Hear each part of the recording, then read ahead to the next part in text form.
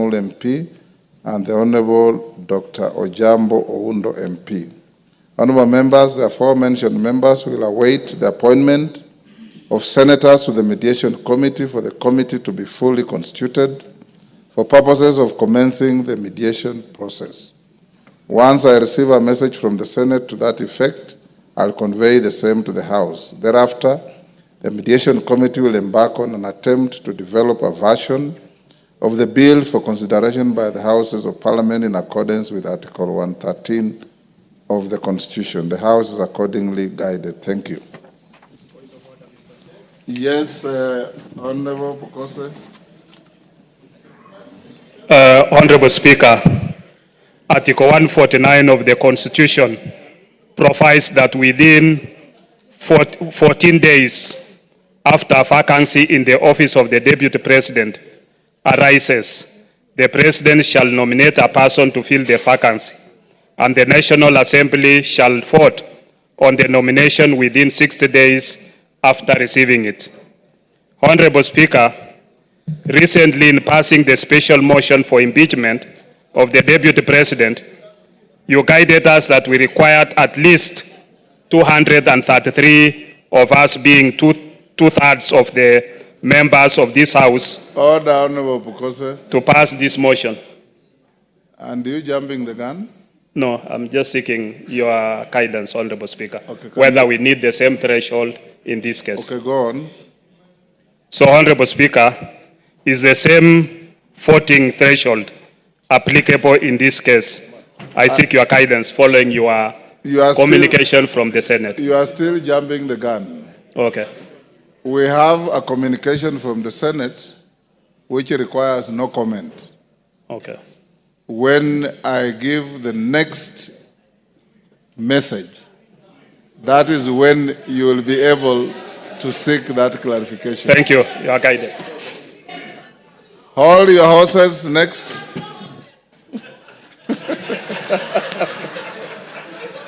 Betty, if you have no horse, hold your mule.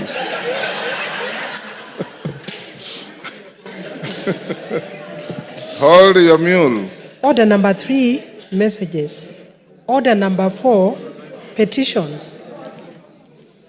Order number 5, papers. Yes. Order number 6, notices of motion. Order number 7, questions and statements. Yes, Honorable Wamboka. Honorable Speaker, yesterday you guided that today morning the chairman of Education Committee was supposed to bring a response with regard to opening of Moi University. Kindly I seek your indulgence, Honorable Chair, so that... Which chair? The chair, Meli. Yes. So, Honorable Speaker, I seek your indulgence so that we can have that university opened. Thank you. Honorable members, that 2 chairmen I directed to bring preliminary statements this morning. Honorable Meli on Moi University, and I think Raso, did I also direct you to bring something? Let's start with Meli.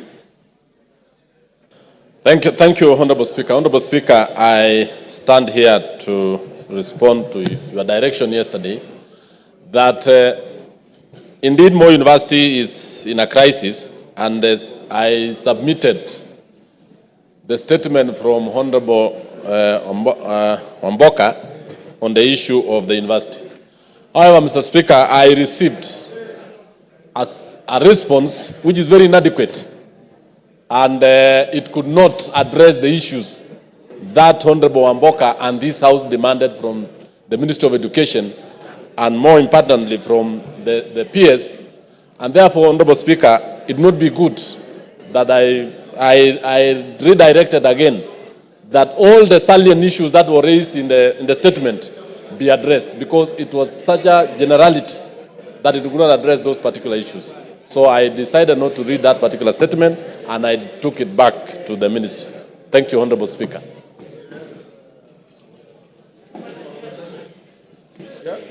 Yeah. Is it on the same issue? Yes, I wanted to. Go ahead. Yes. Mr. Speaker, the issue of Moi University is a very serious issue, and especially destroying the lives of our professionals and our professors who have done a great job in going to school to be able to teach our children. Mr. Speaker, we want the ministry to take seriously this matter, because taking it lightly, and yet we are talking about the lives of people who are working there. They have lost their pensions, they have lost they don't have an increment of salaries, and they have been put on CRB. Almost all lecturers who took loans, the university is not paying. So we need that thing resolved as soon as possible, Mr. Speaker. Thank you. Cases. Yes. Thank you so much, Yes, Mr. Speaker. I rise knowing that Kasese constituency is where Moi University is situated. And as we seek the information through the Chair of Education, I wish to reiterate an issue that has not been talked about for quite some time, that Moi University, being the only second university in the Republic of Kenya, has facilitated establishment of more than 9 other universities, fully pledged universities. And in the process of establishing, most of the resources then that were earmarked for Moi University all were generated under IGU, especially during the parallel self-sponsored program, were utilized to establish these universities. And no discussion since then have been brought forward to ensure that Moi University is compensated back to where it was before.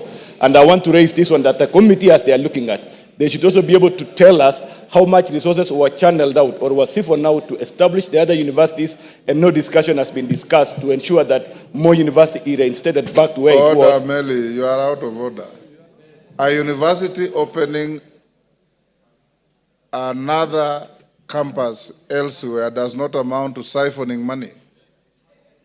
It's expansion, and it's a program that grows education. How does that become siphoning money?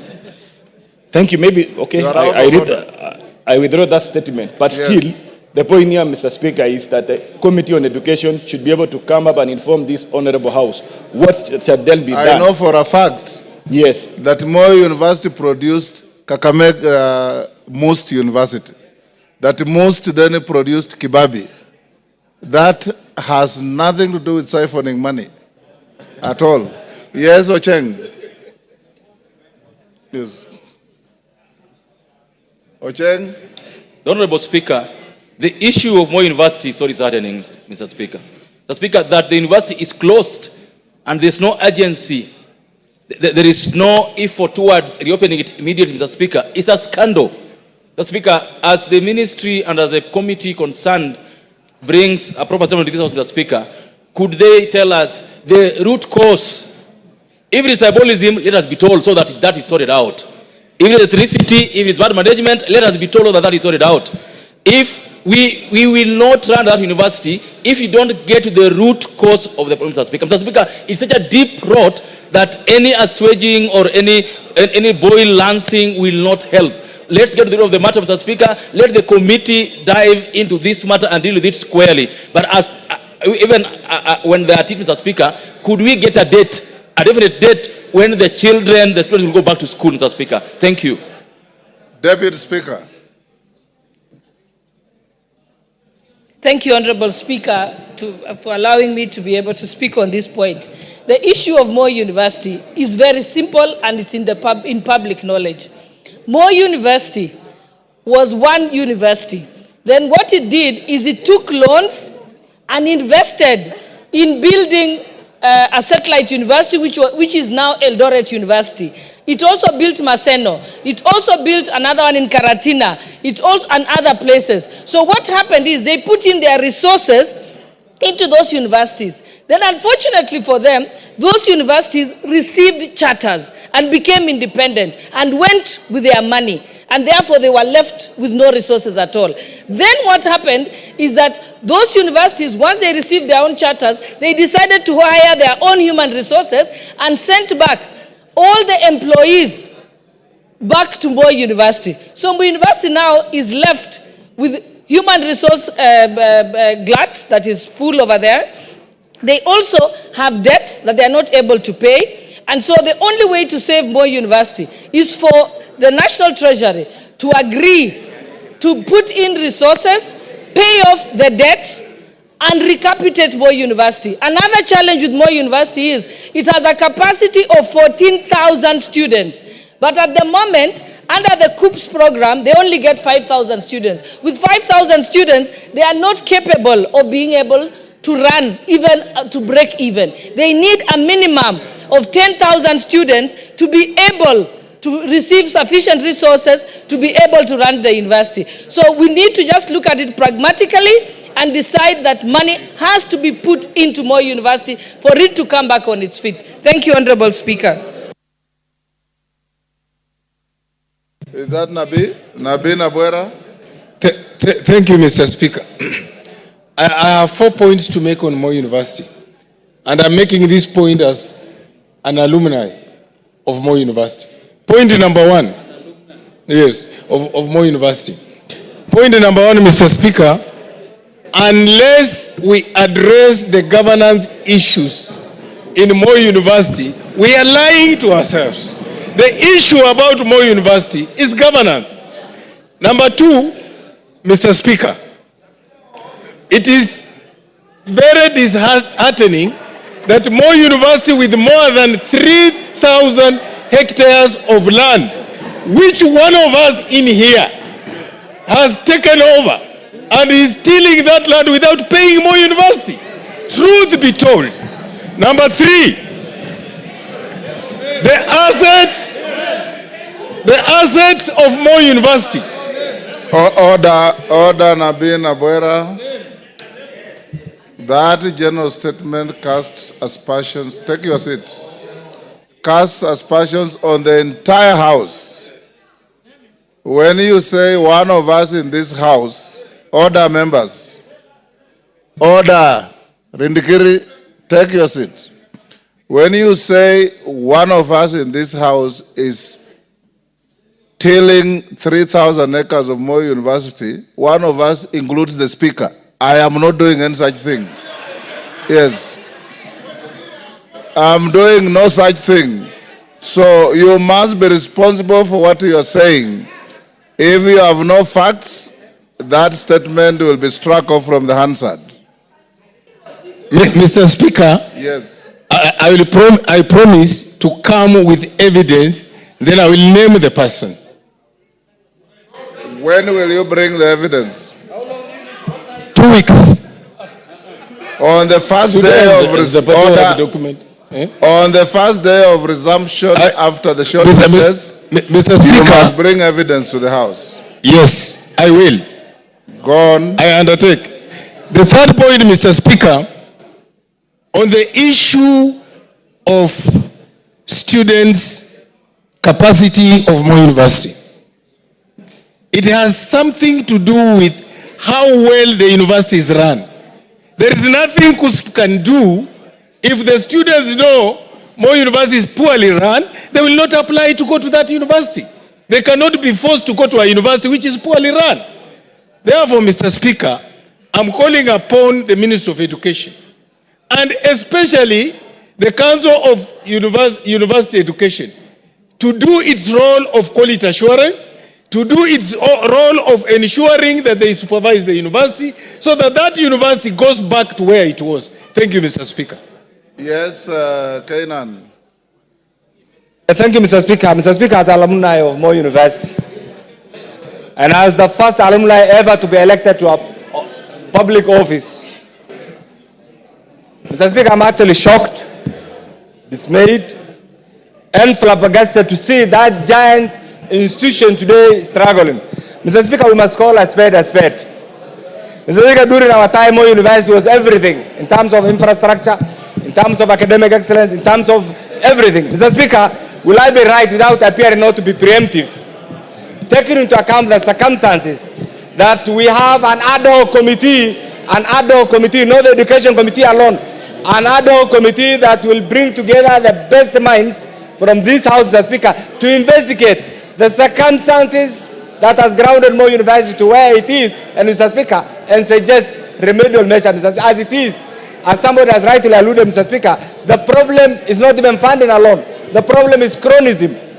The problem is abuse, Mr. Speaker, and we are all aware of the history of this university. Mr. Speaker, once and for all, we must side with Moi University so that Moi University does not join the league of institutions that have been run down, Mr. Speaker. Mr. Speaker, I beg your indulgence to allow us to bring a committee, another committee, so that this issue can be dealt with once and for all and comprehensively. Thank you, Mr. Speaker.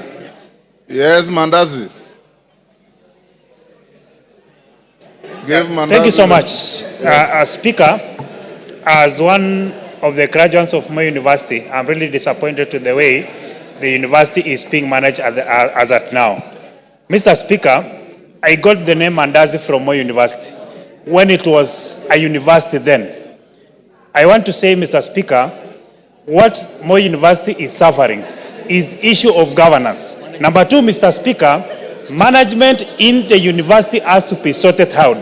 After sorting out the issue of management, Mr. Speaker, the government has to deliberately put money in the institution because Moi University helped develop other universities. And in so doing, it has gone down. It is time that the Ministry of Education see to it that Moi University comes back to life as the way it was when we schooled there, Mr. Speaker.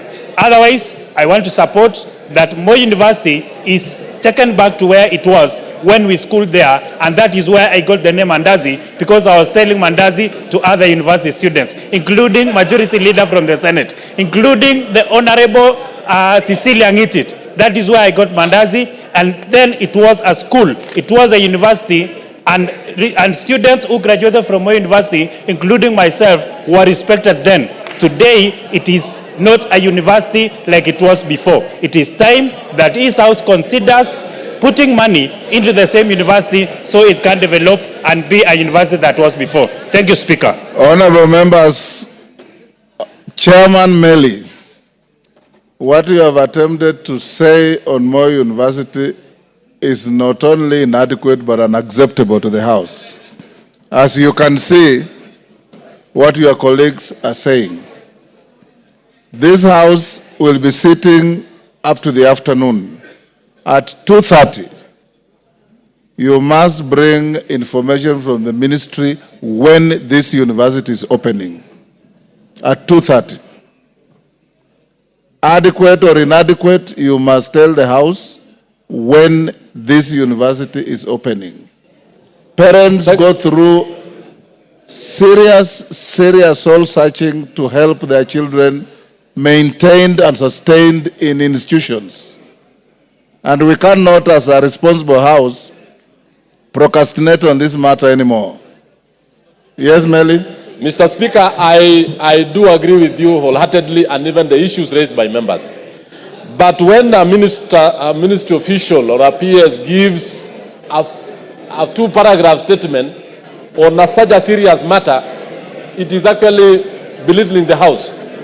And in fact, Mr. Speaker, I gave out the statement raised by the honorable member, and just to be given a two-paragraph statement, which is very wrong. Issues facing Moi University on financials, governance, and even issues of poor governance is very big. And I did not expect that, Mr. Speaker, that I bring such a very poor thing. As chairman of the committee, you know what to do. I shall take action as you are saying, and I'll bring a statement this afternoon. Thank you. Thank you. Russell.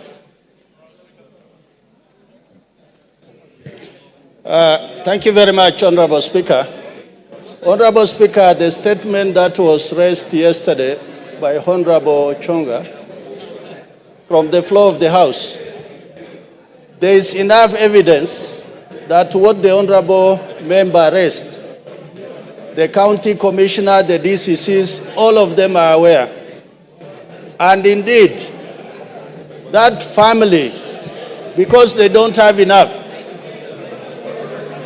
the man who had the resources had to throw them out of that land. So it has been confirmed to that extent. Is Chonga in the House? Is Ken Chonga in the House? That was his statement, right? Yes. So for that reason, Honorable Speaker, the task that you gave me is that the county commissioner and the DCC are going to sit this morning, and they are going to deliberate on this matter as far as removal of that family from their land is concerned. But what they have also confirmed, the matter is in court. What everybody was wondering is how the family was thrown out of their homestead. So for that reason, the ministry and the county commissioner is seized of that matter, and in the next 1-2 days, they are going to give us feedback that the family is restored back to their homestead. That is what we have gathered so far, Honorable Speaker, but we will also not leave it to that, we will follow it up. Thank you, Honorable Speaker. Honorable Ken Chonga is not in the house, so we'll leave it there. Yes, Chairman. I know my very able chair had actually made the preliminary report on the same, but I've just got the information or the report from the ministry that the report can be even ready as this afternoon. Yes. You'll deliver a statement in the afternoon? Yes. Excellent.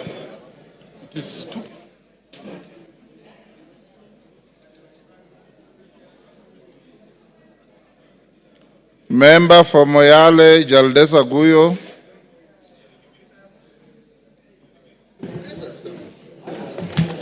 Thank you, Mr. Speaker.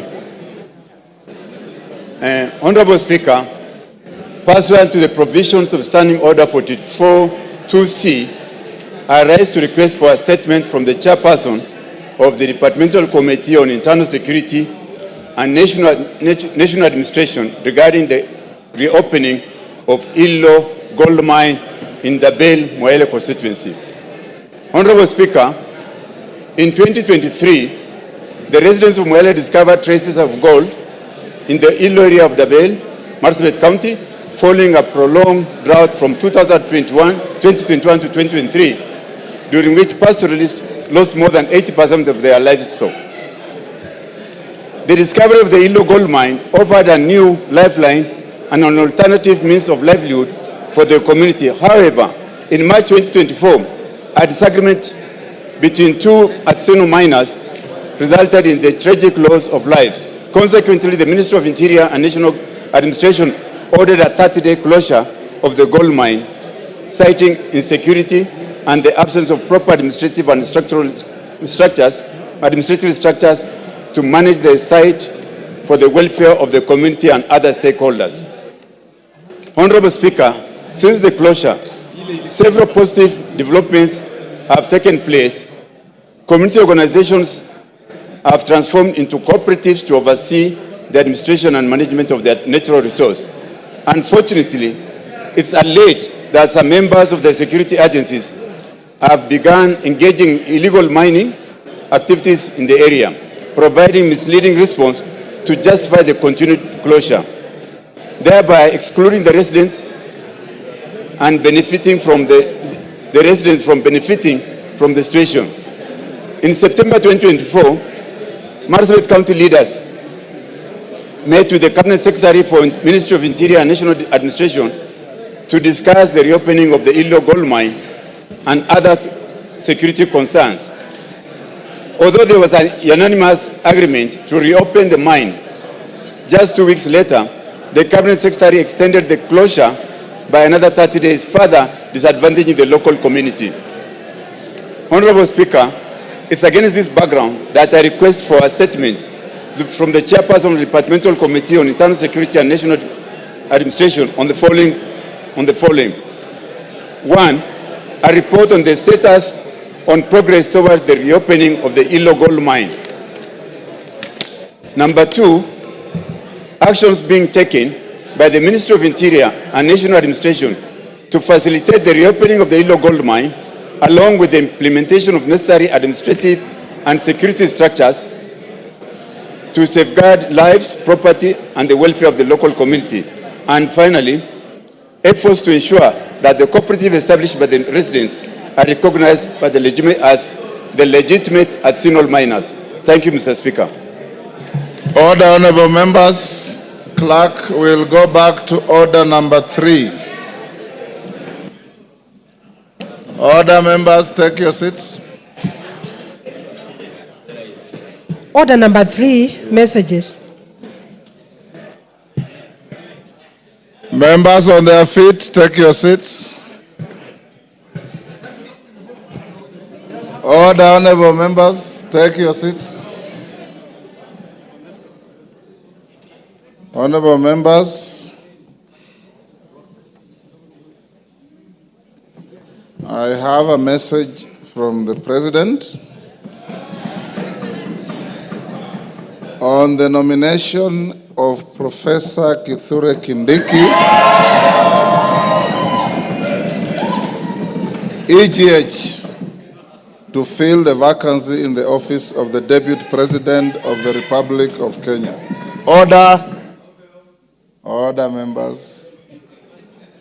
Honorable members, pursuant to the provisions of Standing Order 42.1, I wish to report to the House that today morning I have received a message from His Excellency the President regarding the nomination of Professor Kithure Kindiki, EGH, to fill the vacancy which has occurred in the office of the Deputy President of the Republic of Kenya following the impeachment of the previous office holder.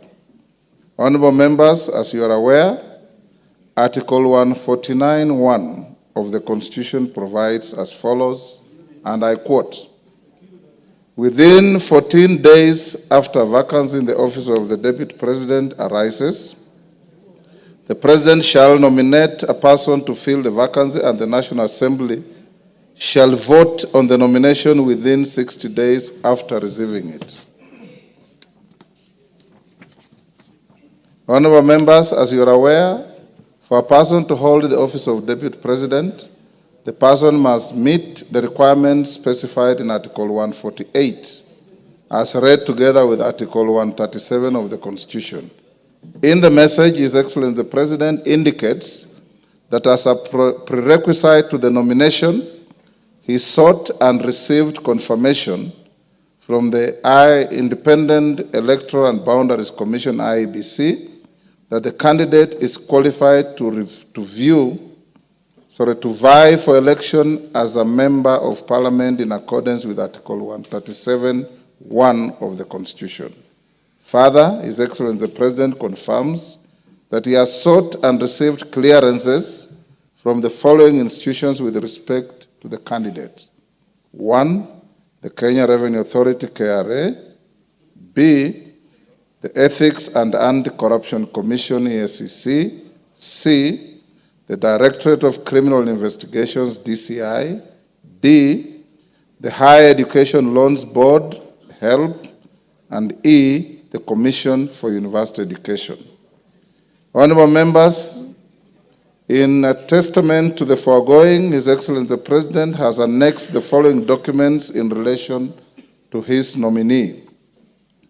A, certified true copy of his certificate of birth. B, certified true copy of his national identity card. C, certified copies of his university degrees and other academic certificates. D, certification of foreign university degrees by the Commission for University Education. E, passport size photograph. F, curriculum vitae and testimonials. G, confirmation of compliance with Article 137 of the Constitution from the Independent Electoral and Boundaries Commission, IEBC.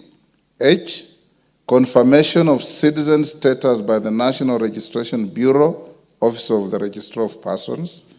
I, confirmation of membership status in a political party from the Office of the Registrar of Political Parties, ORPP. J, policy party membership confirmation from the United Democratic Alliance, UDA. K, Chapter 6 of the Constitution, statutory clearances on leadership and integrity from 1, tax compliance certificate, Kenya Revenue Authority. 2, Ethics and Anti-Corruption Commission. 3, certificate of good conduct from the Directorate of Criminal Investigations, DCI.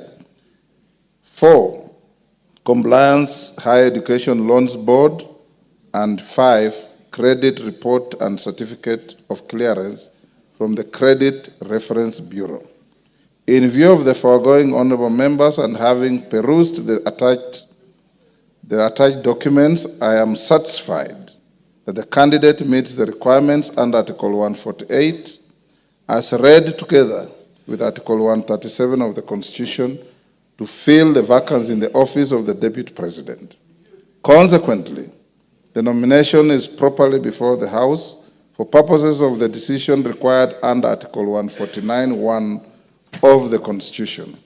Honorable members, Article 149(1) of the Constitution suggests that states that upon receipt of a nomination of a person to fill a vacancy in the office of the Deputy President of the Republic of Kenya, the House is required to vote on the nomination. Considering that the House is scheduled to proceed on recess at the rise of the House this afternoon, I'll convene a meeting of the House Business Committee immediately hereafter to deliberate on the next steps to be taken by the House. Thereafter, I will guide the House on the decision of the House Business Committee, and the House is accordingly guided. I thank you. Yeah, because now you are properly seized. You can put your... Thank you, Honorable Speaker. Honorable Speaker, Article 149 of the Constitution provides that within 14 days after a vacancy in the office of the Deputy President arises, the President shall nominate a person to fill the vacancy, and the National Assembly shall vote on the nomination within 60 days after receiving it. Honorable Speaker, recently in passing the special motion for impeachment of the Deputy President... Order, Wanjala, he is on a point of order. So, Honorable Speaker... Yeah, order, Wanjala, what is it?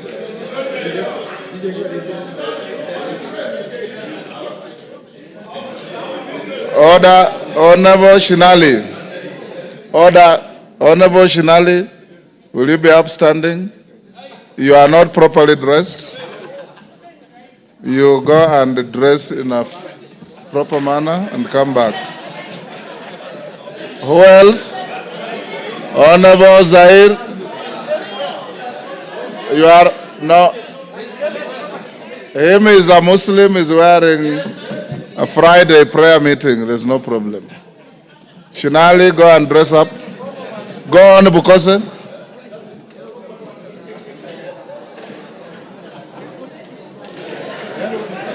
Honorable Speaker, recently in passing the special motion for impeachment of the Deputy President, you guided us that we required at least 2/3, that is 233 members, of us being 2/3 of the House to pass the motion.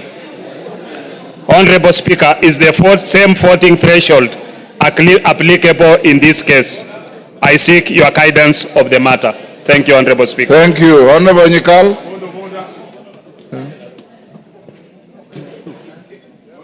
Yes, Milemba. Honorable Shinali, retreat quietly and dress up and come back. Thank you, Honorable Speaker. Honorable Speaker, the business before this House is one which requires us to vote on the nomination of a person to fill a vacancy in the office of the Deputy President in terms of Article 149 of the Constitution. Honorable Speaker, as is a practice before the House takes a vote on a matter, members are accorded an opportunity to debate and give their views on the business before the House. Honorable Speaker, to this end, I seek your guidance on whether we shall be given an opportunity to debate on the nomination and give our views. Thank you, Honorable Speaker. Wangwe. Thank you, Honorable Speaker. Honorable Speaker, I rise to seek your guidance on whether this House will be required, Honorable Speaker, to undertake the vetting and approval process as required by the Public Appointments Parliamentary Approval Act. Number 2, Honorable Speaker, of my concern is that, Honorable Speaker, Article 124, particularly subsection 4 of the Constitution, provides that when a House of Parliament considers any appointment for which its approval is required under the Constitution or an Act of Parliament, the appointment shall be considered by a committee of the relevant House, and the committee's recommendation shall be tabled in the House for approval. Honorable Speaker, in your communication, you have not given us indication on how you are going to handle that process. Maybe, Honorable Speaker, you can guide me on how you intend to handle it. Thank you, Honorable Speaker. Thank you. Jane Kakiri. Yes, member for Laikipia. Thank you, Honorable Speaker. Honorable Speaker, you've just conveyed a message from His Excellency the President on the nomination of Professor Kithure Kindiki to fill the vacancy of the office of the Deputy President, which occurred yesterday, to fill the vacancy of the office of the Deputy President, which occurred yesterday following the conclusion of the impeachment proceedings at the Senate. Honorable Speaker, we are now here to vote on the nomination as required by the Constitution. Honorable Speaker, could you please guide the House on whether we are acting within the constitutional deadline, and is it in order for the nomination to happen today after receiving the notification from the President today? Thank you, Honorable Speaker.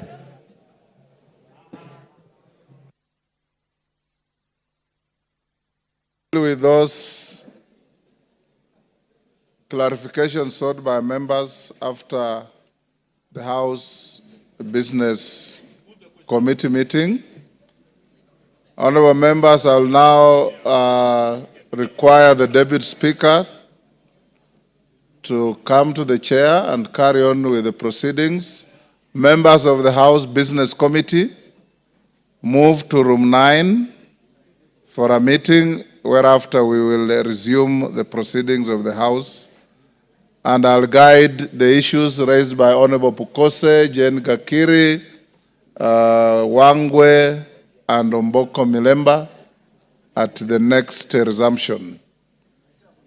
Yes, what's your point of order, Honorable?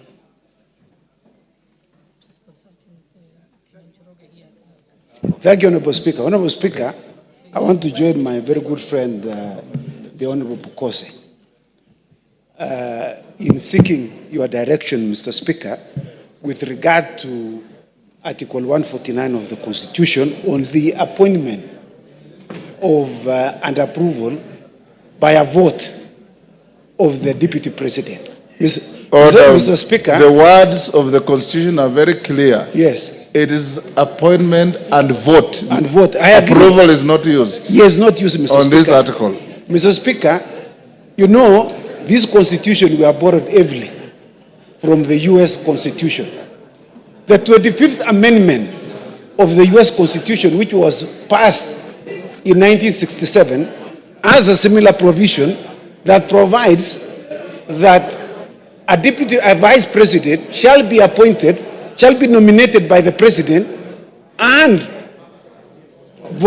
approved by a vote by the House. It uses the words confirmation, Mr. Speaker.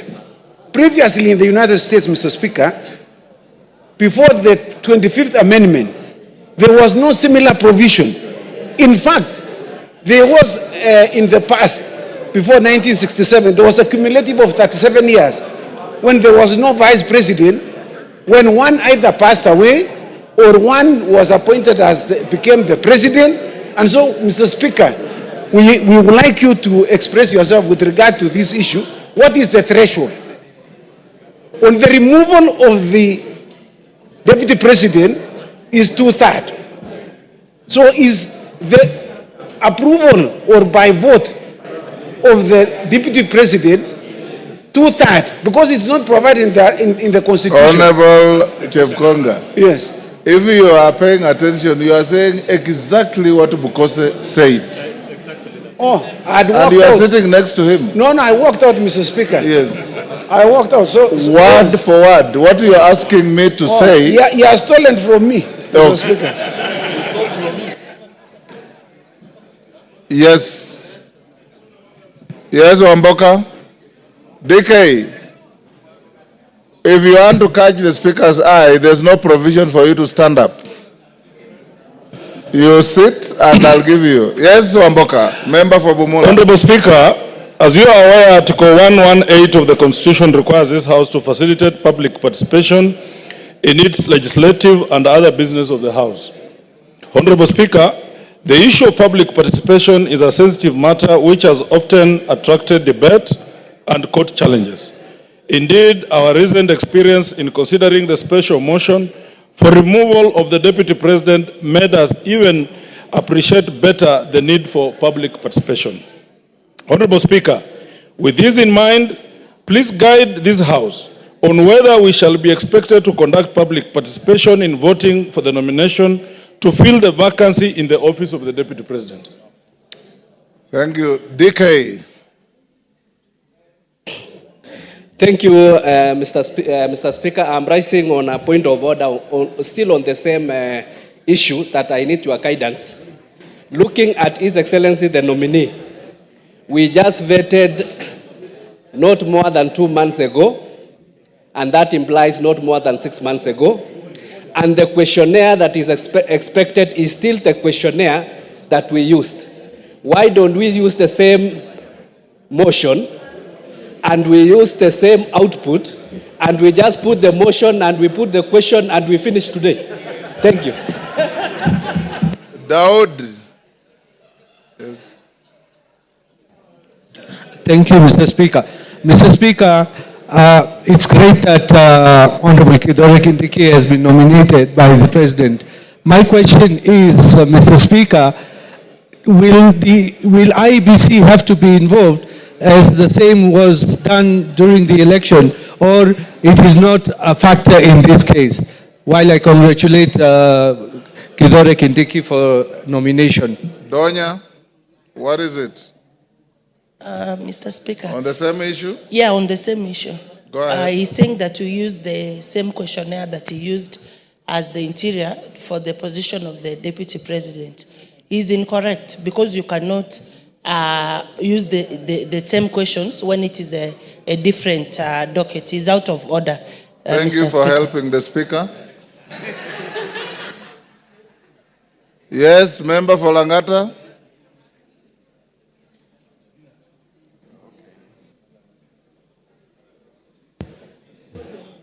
Yes. Thank you, Mr. Speaker. Having seen how things move very fast in this House, let me take this opportunity to congratulate the newly appointed Deputy President. Order, Kithure Kindiki. Order Jalango. He has not been appointed, he has been nominated. I've just said on how things move very fast here, sir.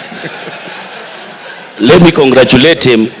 Let me be the first person to congratulate the newly elected Deputy President. Thank you, Mr. Speaker. You can come now. Eh?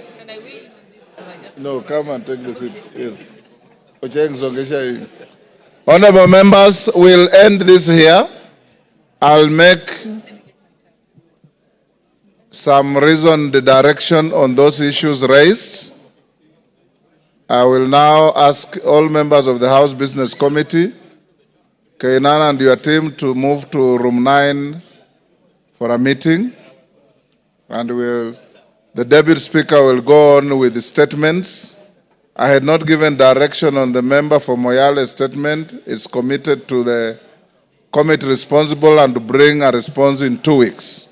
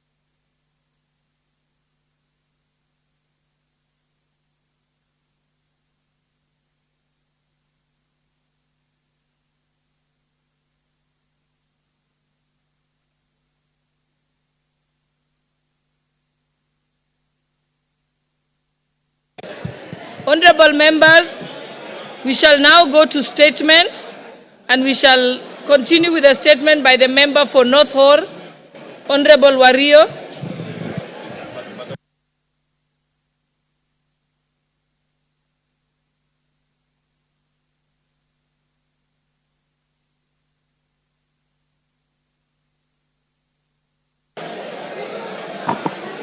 Thank you, Honorable Speaker. Honorable Speaker, pursuant to the provision of Standing Orders 44(2)(c). Order, honorable members. Order, honorable members. Order, honorable members. Order, honorable members. Honorable Wario, you may proceed. Honorable Speaker, pursuant to the provision of Standing Orders 44(2)(c), I rise to request for a statement for the chairpersons of the Departmental Committee on Agriculture and Livestock and Departmental Committee on Regional Development regarding the perpetual drought crisis and resultant loss of lives and livelihoods in arid and semi-arid lands, and especially in Northern constituency. Honorable Speaker, Northern Kenya is largely arid and semi-arid lands, and as a result, it is highly susceptible to the vagaries of climate change and climate-induced disasters. During the recent drought, there were several lives lost due to unmitigated droughts and persistent famine in the region. Furthermore, the ASAL regions lost an estimated 2.6 million livestock, which the NDMA estimated to be worth 226 billion. It is worth noting that Northern constituency, spanning 39,000 square kilometers, 1.5 times size of Rwanda, is the largest constituency in Kenya and optimizes the challenges faced by the northern region. This area, highly susceptible to climate change and climate-induced disasters, has recently witnessed devastating losses. Communities lost over 90% of their livestock. Malnutrition rates rose to 3 times the global average. Thousands of the children drop out of school. Even with the recent normal rains, the population in North Horr still faces life-threatening food crisis, with minimal and intermittent government support through relief foods. Despite the availability of vast land as the main factor of production and the ability to predict these weather conditions and with the use of ICT-based technology, the government interventions have largely been reactive and short-term, perpetuating cycle of dependency. Honorable Speaker, the Northern Kenya Development Plan is a sustainable plan to cushion communities in the region from the adverse effects of the climate change and climate-induced disasters. Unfortunately, this plan is yet to be implemented to transition pastoralists and victims of climate disasters from dependency of relief food to long-term and sustainable livelihoods and food security interventions. Honorable Speaker, it is against this backdrop that I request a statement from the chairperson of the Departmental Committee on Agriculture and Livestock and Regional Development on the following. 1. Plans on how the government intends to leverage on demonstrated capacity for transformative projects in technology, water, and large-scale infrastructure projects to prioritize food security and enhance dignity of the population in North Horr and the ASALs of Northern Kenya. B, an explanation on why the government allocates substantial resources for relief food annually, but minimal or no resources for specific, smart, measurable, and realistic food security programs in the ASAL of Kenya. A comprehensive report on all food security and drought resilience projects with its corresponding budgets by both government and donor-funded projects that have been implemented or are ongoing in Northern constituency and the ASALs of Northern Kenya. Reasons why ASAL regions of Kenya remain vulnerable to climate change effects despite numerous national plans, including a report on the implementation status of the Northern Kenya Development Plan. Finally, a detailed analysis of the audited impacts of initiatives aimed at cushioning Kenyans from the effects of the climate change, with the specific attention to northern region, including timelines for implementation of sustainable solutions. Thank you, Honorable Speaker.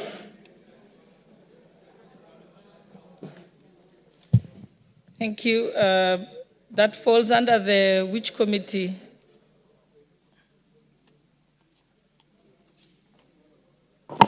Environment? Committee of Agriculture and Livestock and Regional Development. Honorable Mutunga, are you here? Do you have any response? Or do you want to say something about it?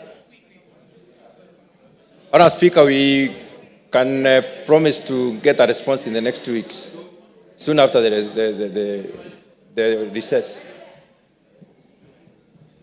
Thank you. Honorable members, before we move to the next statements,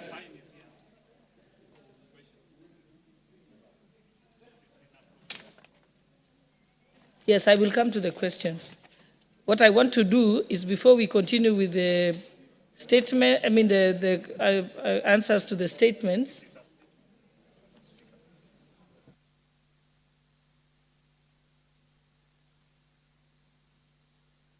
I will give you the opportunity. We are going to go to the statement. So you'll have an opportunity, Honorable Pukose. But before we proceed with the statements, allow me to reorder the order paper. And we will go to order number 8 to put the question, and also order number 9, and then we can go back to statements.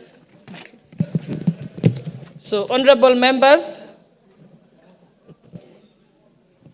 Oh, yeah, read out.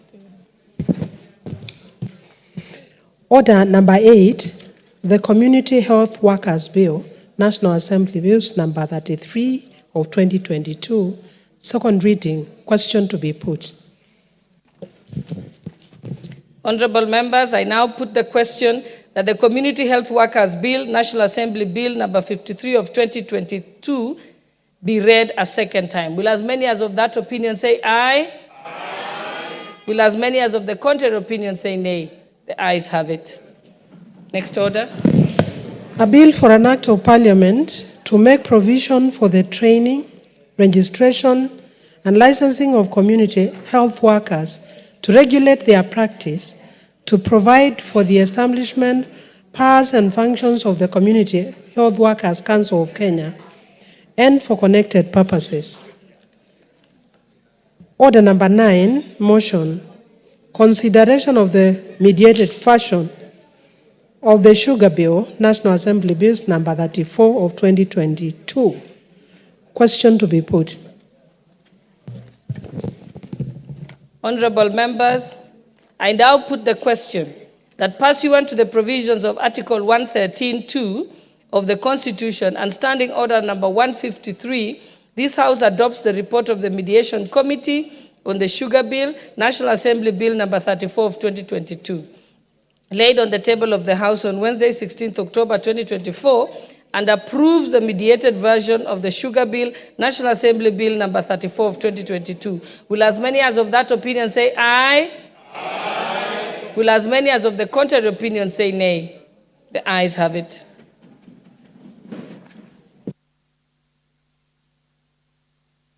So, honorable members, we go back to statements, and I think we have the statement. Yours not the first one, Honorable. Yes, I have the list here. I think we are starting with the one for Honorable Bernard Kitur, MP for Nandi Hills. I think it was supposed to be answered by the Administration and Internal Security Committee. Is Honorable Kitur? Yeah, Honorable Speaker, pursuant to Standing Order 44(2)C, I rise to request for a statement from the Chairperson of the Departmental Committee on Administration, Internal Affairs, regarding the kidnapping and torture of Mr. Pascalis Kosgei. Honorable Speaker, on the 15th July 2024, Mr. Pascalis Kosgei of ID number 26289458, the chairman of the Nandi Hills Border Association, was kidnapped in Kerengwet village, Nandi Hills constituency. He was tortured for 6 hours before being dumped unconscious and naked in a tea plantation miles away from his home. This incident occurred on the same day he led a major demonstration alongside other area leaders against multinational tea estates, demanding increased employment for locals and a reduction in the use of tea plucking machines. Prior to his abduction, Mr. Kosgei reported that he received numerous calls regarding his whereabouts, including from a senior DCI officer recently transferred from Nandi Hills. His kidnapping sparked significant outrage within the constituency and was reported at Nandi Hills Police Station under the occurrence book number 39/15/7/2024. Honorable Speaker, it is important to note that Kenya is a signatory to the International Convention for the Protection of All Persons from Enforced Disappearance. However, the country has yet to ratify this crucial agreement, which would be instrumental in addressing violation of human rights and ensuring accountability for victims and their families. Honorable Speaker, it is against this background that I seek for a statement from the chairperson of the Departmental Committee on Administration and National Security, and in the statement, the chairperson should address the following. 1. Status of the investigation on the kidnapping and torture of Mr. Pascalis Kimurgor Kosgei. 2. Any steps the government is taking to stop abductions, enforced disappearances and killings in the country. And 3. When the ministry will forward to Parliament the International Convention for the Protection of All Persons from Enforced Disappearance for ratification. I thank you, Honorable Speaker.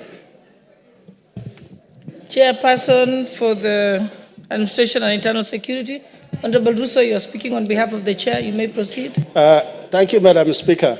Madam Speaker, what honorable colleague from Nandi Hills has raised is fundamental. It is about human rights and protection of lives and sanctity of life, which is enshrined in our Constitution. Madam Speaker, we'll need 2 weeks after the recess to respond. Thank you, Honorable Speaker. Thank you. I think it's one thing I had raised with some of the committees. Even though we are going to recess, if you dispatch the letter now or during the recess, then you can have a response by the time we come back from recess. Because the executive is not on recess. So I think you adjust it that way. Thank you. Next we have a statement, a request for a statement by the Honorable Christopher Aseka, member for Kisero. Thank you, Madam Speaker. Honorable Speaker, pursuant to the provisions of Standing Order 44-2C, I rise to request for a statement from the chairperson of the Departmental Committee on Administration and National Security regarding scrapping the application fees for issuance of identity cards. Honorable Speaker, every Kenyan is entitled to issuance of a national identification card upon attainment of a maturity age of 18 years. Possession of this ID card is especially critical in facilitating Kenyans' youth to access basic services such as university and college funding, employment opportunity, recruitment to disciplined forces, and enrollment for financial services such as M-Pesa and banking. Sadly, Honorable Speaker, the government requirement for payment of a mandatory application fee of 300 Kenya shillings is hindering many teenage first-time applicants from acquiring national identity cards. Clearly, at the age of 18 years, teenagers applying for these identification cards do not have income of their own to pay fees and to meet other related costs, such as convenience fees charged by Huduma centers. Additionally, teenagers who do not have parents or guardians to pay for the application fees, for them to fail to apply for identification cards due to the cost implications. As a result, most young people are not only delayed from timely access to opportunities requiring ID cards, but also the enjoyment of the inherent identity as citizens of Kenya. Honorable Speaker, it is against this background that I request for a statement from the chairperson of the Departmental Committee on Administration and National Security on the following. Clarification on the justification for levying and application fee of 300 Kenya shillings for issuance of national identity cards for first-time teenagers applicants who do not have their own income. And two, the action being taken to immediately scrap the application fee for the first-time teenage applicants in order to remove the prohibitive financial obligation and hinders them from obtaining the critical document. I thank you, Honorable Speaker. Thank you, Honorable Russo. Yes, proceed. You want to respond to him? Let's give them a timeline. Thank you, Madam Speaker. Madam Speaker, I think that issue is a hot issue in the country. Because if youngsters don't have anything, they live with their parents. And they are told to get an ID card, they must pay for it. I think it's something that we have not yet reached that stage, even as a country. Yes, in developed countries, youngsters start working from as early as 15 years, and they have some income. So for that reason, I think as a committee, we will need a serious debate with the department, and we'll give a comprehensive response by the time we are through with the recess. Thank you, Honorable Speaker. Honorable Russo, the fees, that was in it was gazetted regulations, or how was it implemented? Actually, Madam Speaker, the fees were gazetted. It was just as a means of raising revenue by the department. But there was not concerted discussion with even the Committee of Parliament. So for that reason, whereas it is out there in the public domain, I think we need to review that position because it raises fundamental issue. There are those children of members of parliament. They can afford it. What about the children of peasants who don't have anything, even affording a meal a day? So for that reason, I think we will work on it, and after the recess, we'll be able to respond to it. Thank you, Honorable Speaker. Because I'm assuming that it should have been given, it should have come to the Committee for Delegated Legislation, because then that's at the point that they could approve or nullify it. So maybe liaise with that committee. And then thank you. Okay, the next request for a statement is by Honorable Dr. Robert Pukose. Thank you, Honorable Speaker. Honorable Speaker, this statement is a statement from the committee, and I'm presenting it in my capacity as the chair. Honorable Speaker, pursuant to Standing Order 44.2c, I rise to request for a statement from the chairperson of the Departmental Committee on Education regarding government financial assistance to students enrolled at the Kenya Medical Training College. Honorable Speaker, this matter is of great significance to many aspiring medical professionals across our nation, as KMTC students are integral to our healthcare system. Their training and expertise directly contribute to the quality of care provided to our citizens.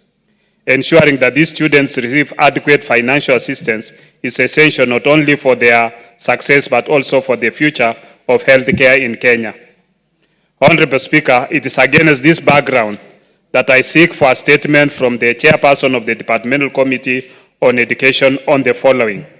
One, to clarify whether KMTC students currently placed in KMTC campuses by the Kenya Universities and Colleges Central Placement Service, KUPS, are entitled to the financial assistance provided by the Higher Education Loans Board, HELP, that is available to all students pursuing higher education in Kenya.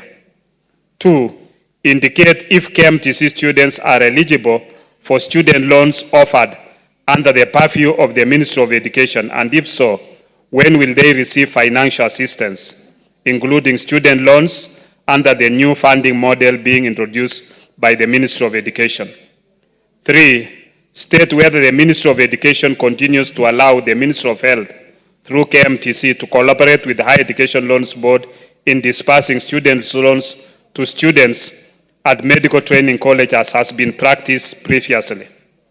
4, explain the actions taken by the Ministry of Education to ensure that KMTC students have access to financial assistance, thereby promoting equity and inclusivity in higher education financing comparable to that of other students across the country. And if you could allow my Vice Chair, Honorable Speaker, to also make a comment on it. Okay, proceed, Honorable Patrick.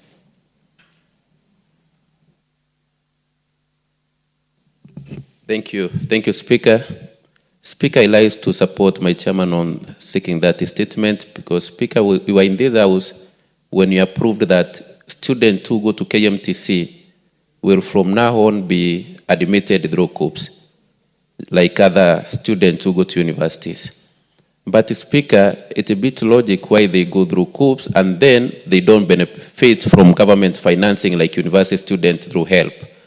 So, Speaker, what we are urging as a committee is that let students who go to KMTC, since they go through COOPS like other university students, also benefit from Higher Education Loans Board in financing the education, Madam Speaker. Madam Speaker, as we try to achieve universal health coverage in this country, the most important candidates that will help us to achieve UHC in this country are the nurses, are the clinic officers, are the public health officers, and the KMTC trains the back of this lot, Madam Speaker.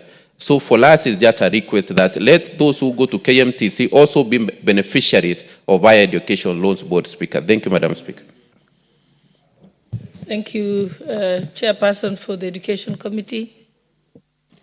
Thank you, Madam Speaker. Madam Speaker, I want to commend Honorable Dr. Bukose, the Chair, and the members who have raised this particular issue. It's a very, very pertinent issue.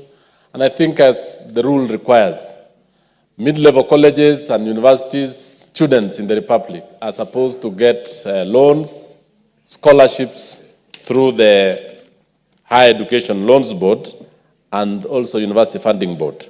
So, Honorable Speaker, I'll really fast-track this particular issue and will respond immediately we are back from recess because it's a very, very important item that we really need to dispense with faster. Thank you, Madam Speaker. Thank you. Let's go to the next request for a statement by the Honorable Dr. John Mutunga, member for Tigania West. Thank you, Honorable Speaker. Honorable Speaker, pursuant to the provisions of the Standing Order 44.2c, I wish to request for a statement from the Chairperson of the Departmental Committee on Finance and National Planning regarding the utilization of pension funds for national building. Honorable Speaker, the Retirement Benefit Act 1997 provides for among other things, requirements for the effective management and investment of the pension fund in Kenya. The statute also establishes the Retirement Benefits Authority, which oversees the prudent management of pension schemes and ensures responsible investment of pension funds. The funds represent a significant pool of long-term capital that, when strategically invested, can greatly contribute to national development. By allocating a portion of the fund to well-planned infrastructure projects, renewable energy initiatives, and affordable housing programs, pension funds can address key development challenges while ensuring stable, long-term returns for retirees. This would also improve financial inclusivity, enhance the living standards of citizens, and reduce reliance on foreign debts. Honorable Speaker, it is against this background that I request for a statement from the Chairperson of the Departmental Committee on Finance and National Planning on the following. Number one, provide a report on the number of registered pension funds in the country and the total amount under management across the funds. Number two, a list of the specific sectors where the pension fund have been invested and the terms of these investments. And finally, report on the proposals that money held in pension funds be invested in national development and the likely modalities for such arrangements. Thank you, Honourable Speaker.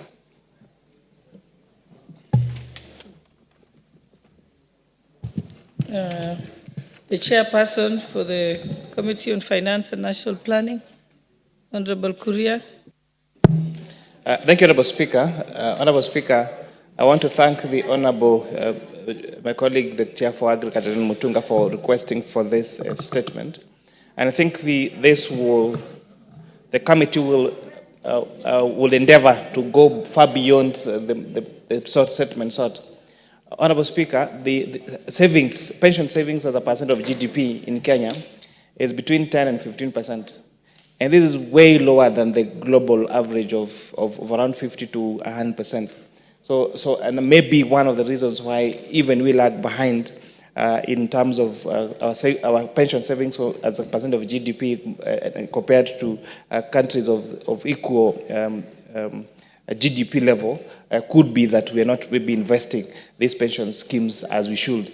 And therefore, the Parliamentary Committee on Finance and National Planning will endeavor to meet the relevant authorities, including the Retirement Benefit Authority and all the other pension schemes, Honorable Speaker, and see how they are investing those monies, ensuring that even they're not just, the savings are not just used for development of this country, but also, and most importantly, the savings are safeguarded, so that when our pensioners get to retire, they are assured that they're going to get their pensions on time, and that they're going to grow the funds and make sure that they're used for the economic development in this country. So, Honorable Speaker, if you give us 2 weeks, we should be able to respond to the statement sought by the Honorable Mutunga. I thank you, Honorable Speaker. Okay, thank you. Next request for a statement is by the Honorable Paul Katana, member for Kaloleni.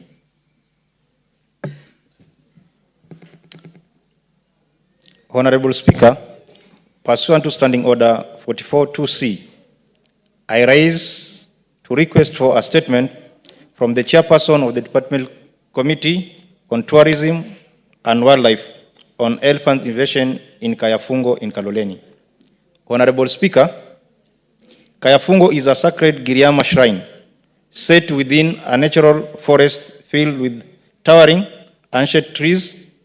Unfortunately, the invasion of elephants has severely impacted the area, leading to the destruction of nearly all its trees and places of worship.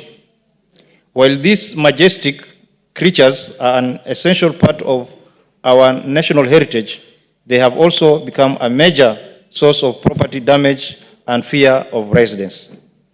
Honorable Speaker, it is against this background that I seek for a statement from the Chairperson of the Departmental Committee on Tourism and Wildlife. In the statement, the Chairperson should address the following. 1. Immediate measures the Ministry is instituting through the Kenya Wildlife Service to keep elephants away from Kayafungo and facilitate their return to their natural habitat. 2. Plans by the Ministry to compensate residents whose properties have been damaged by the elephants. 3. Measures in place to restore the damaged Giriama shrine and its surrounding environment to its original state, as well as to protect it from future elephant invasion. Thank you, Madam Speaker. The Chairperson for the Departmental Committee for Tourism and Wildlife. Oh, you're there? Okay, Honorable Muge. Honorable Chair, I'm not the chairperson, the said department or a member, but Honorable Speaker, I wanted to add my voice to the said matter. Honorable Speaker, I come from a county that has a lot of animals, especially monkeys. And Honorable Speaker, this matter has to be accorded the attention it deserves. There's a whole belt in my county, Honorable Speaker, running through the valley, the Nandi, the Aldai, and the Tindred constituency. Honorable Speaker, those people hardly harvest anything, because anything that they plant is eaten by the monkeys, Honorable Speaker. And these people, Honorable Speaker, are not getting the attention from the concerned authorities so that their crops and their plantations can be protected, or Honorable Speaker, they can be advised on what else to do that will not attract the animals to their farms and eat their foods and their crops, Honorable Speaker. So, Honorable Speaker, in support of the member who was asked for this statement, I add my voice that this particular department, Honorable Speaker, should be able to do a thorough audit and be able to map all the animals, Honorable Speaker, that are actually becoming a source of conflict between the humans and the animals, so that we can look for a way, Honorable Speaker, to safeguard those people, to make sure that their lives is ongoing and they are comfortable in their living, and the animals also, Honorable Speaker, are comfortable so that they can be able to have a better coexistence, Honorable Speaker. I thank you. Thank you. Is there a member of that committee in the House? Okay, then I think Honorable Wako, I think we'll task you to ensure that it goes to the relevant committee. And next we have... Thank you. Next we have another request for a statement. Honorable Wanjiku Muya, member for Kipipiri. Thank you, Honorable Speaker. Honorable Speaker, pursuant to the provision of Standing Order 44.2c, I rise to request for a statement from the chairperson of the Departmental Committee on Transport and Infrastructure regarding the unmarked bumps along flyover Jabini, Kipipiri, or Karau Nyahururu Road. Honorable Speaker, there are several concerns regarding the safety and well-being of both road users and the surrounding communities due to the erection of unmarked speed bumps along the flyover Jabini, Kipipiri, or Karau Road to motorists. The unmarked bumps on the Kenha Class A road pose a significant risk to motorists. The lack of clear signage, markings, and proper visibility has already resulted in several near-miss incidents and in some cases, accidents. The sudden appearance of this speed bump forces drivers to brake abruptly, increasing the likelihood to rear-end collision, particularly at night or in adverse weather conditions. Additionally, residents are worried about the heightened risk to pedestrians, especially school children, as vehicles may swerve unpredictably to avoid the unmarked bumps. Moreover, the damage to vehicles caused by sudden impact with these bumps has placed unnecessary financial burden on road users. Honorable Speaker, it is against this background that I request for statement from the chairperson of Departmental Committee on Transport and Infrastructure on the following. 1.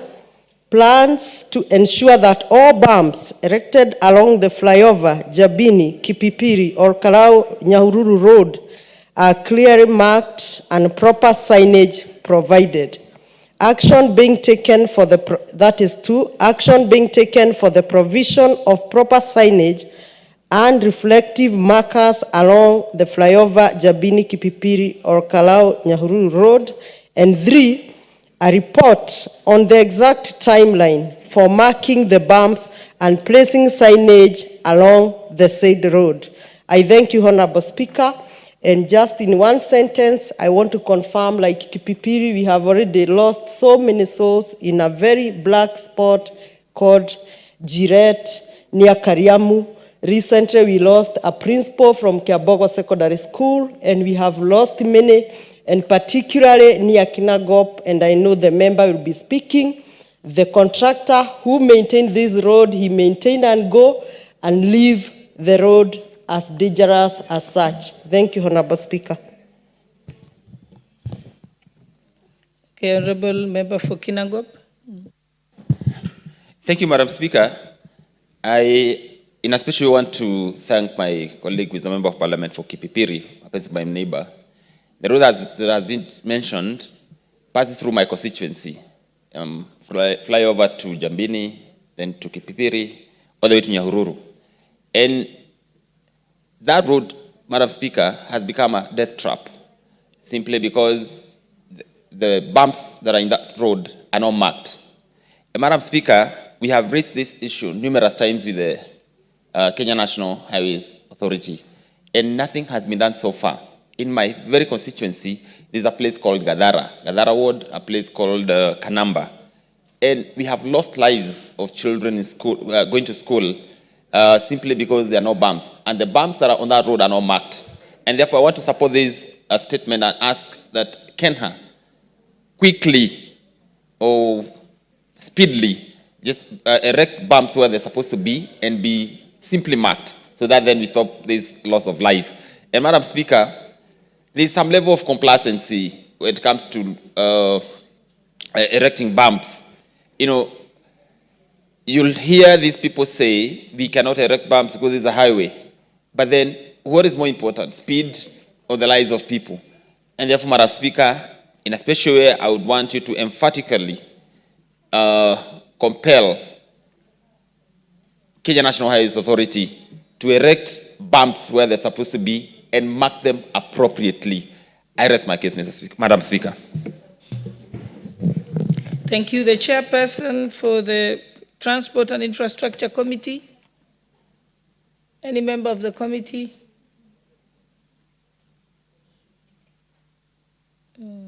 Okay, so I think Honorable Wako, again, we'll leave this one to you. Most obliged. Thank you.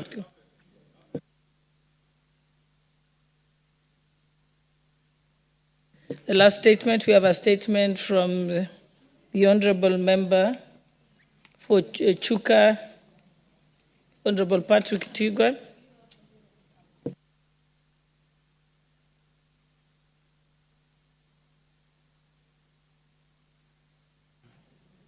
Thank you, Madam Speaker. Madam Speaker, I stand in this house today to pass my sincere condolences and mourn a colleague, a friend, a member of my constituency, Honorable Beatrice Nkadha-Nyaga. Honorable Beatrice Nkadha-Nyaga served in this house, Madam Speaker, in the 11th and 12th Parliament. She's a lady who served with dedication, a very hard-working woman. In Tharaka Nithi, we used to say she was the glue that held Tharaka Nithi together. Madam Speaker, it's a very sad moment because we just lost a leader, a very loving woman, a very dedicated leader, Madam Speaker. And as a county and as a country, we are at loss today to mourn Beatrice Nkadha-Nyaga, the former member of Parliament, the immediate former member of Parliament for Tharaka Nithi County, the Women Rep. Madam Speaker, Nkadha has been ailing for the last few months. And yesterday, she rested. And I stand in this house, Madam Speaker, to mourn her today and to give my sincere condolences to her family, her children, and the great people of Tharaka Nithi, where she comes from, and members of this Parliament who worked very closely with her, because Madam Beatrice was a friend to her in this house. Madam Speaker, I was just thinking when I was seated here, I was saying it's, as we bid farewell today, as we mourn Nkadha today in Tharaka Nithi, it's also a celebration as we for appointment of Kidiki. So it's mixed feelings. It's mixed feelings in the county, Madam Speaker. Madam Speaker, thank you. I even don't know what to continue. I would just request Honorable Murugara, who I know was a very close friend, to give her his condolences. Thank you, Speaker. Honorable Patrick, you're out of order. You cannot give the opportunity to the member for Tharaka. I think I'll give Honorable Dorothy Kiara, then I'll come to you. Yes, but you're out of order. You're taking the Speaker's job. Thank you, Honorable Speaker. Honorable Speaker, indeed, it is a sad day for all of us today. And I want to join my brother, Honorable Patrick, and the entire Tharaka community and the women of this country in mourning Honorable Beatrice Nkadha. Honorable Beatrice Nkadha was a woman of strength. She worked diligently as the first woman representative of Tharaka Nithi, where she was referred to as Mama County. She served the women, the vulnerable, and the rest disadvantaged in the community with a lot of dedication and zeal. Honorable Speaker, I want to say it's a sad moment for the country, and more so for all of us, because we know the great role that Honorable Beatrice Nkatha played during the 2022 general elections. Honorable Beatrice Nkatha, Madam Speaker, if you can remember from her clips, she was very committed to ensuring that this government comes to power, and more so fighting for His Excellency the President. Even when the ground in our own community was so hostile that she was not able to mention anything else, she went on even when there was a lot of noise shouting, Ruto, Ruto, Ruto. We still remember her for that. Honorable Madam Speaker, I want to join the rest of the members of this House who served diligently with this beautiful soul, a lady who was very generous, a lady who put on a smile all the time, even when things were so difficult. And I want to say, may the gracious Lord rest our soul in eternal peace. Thank you. Member for Tharaka Nithi, Honorable George Murugara.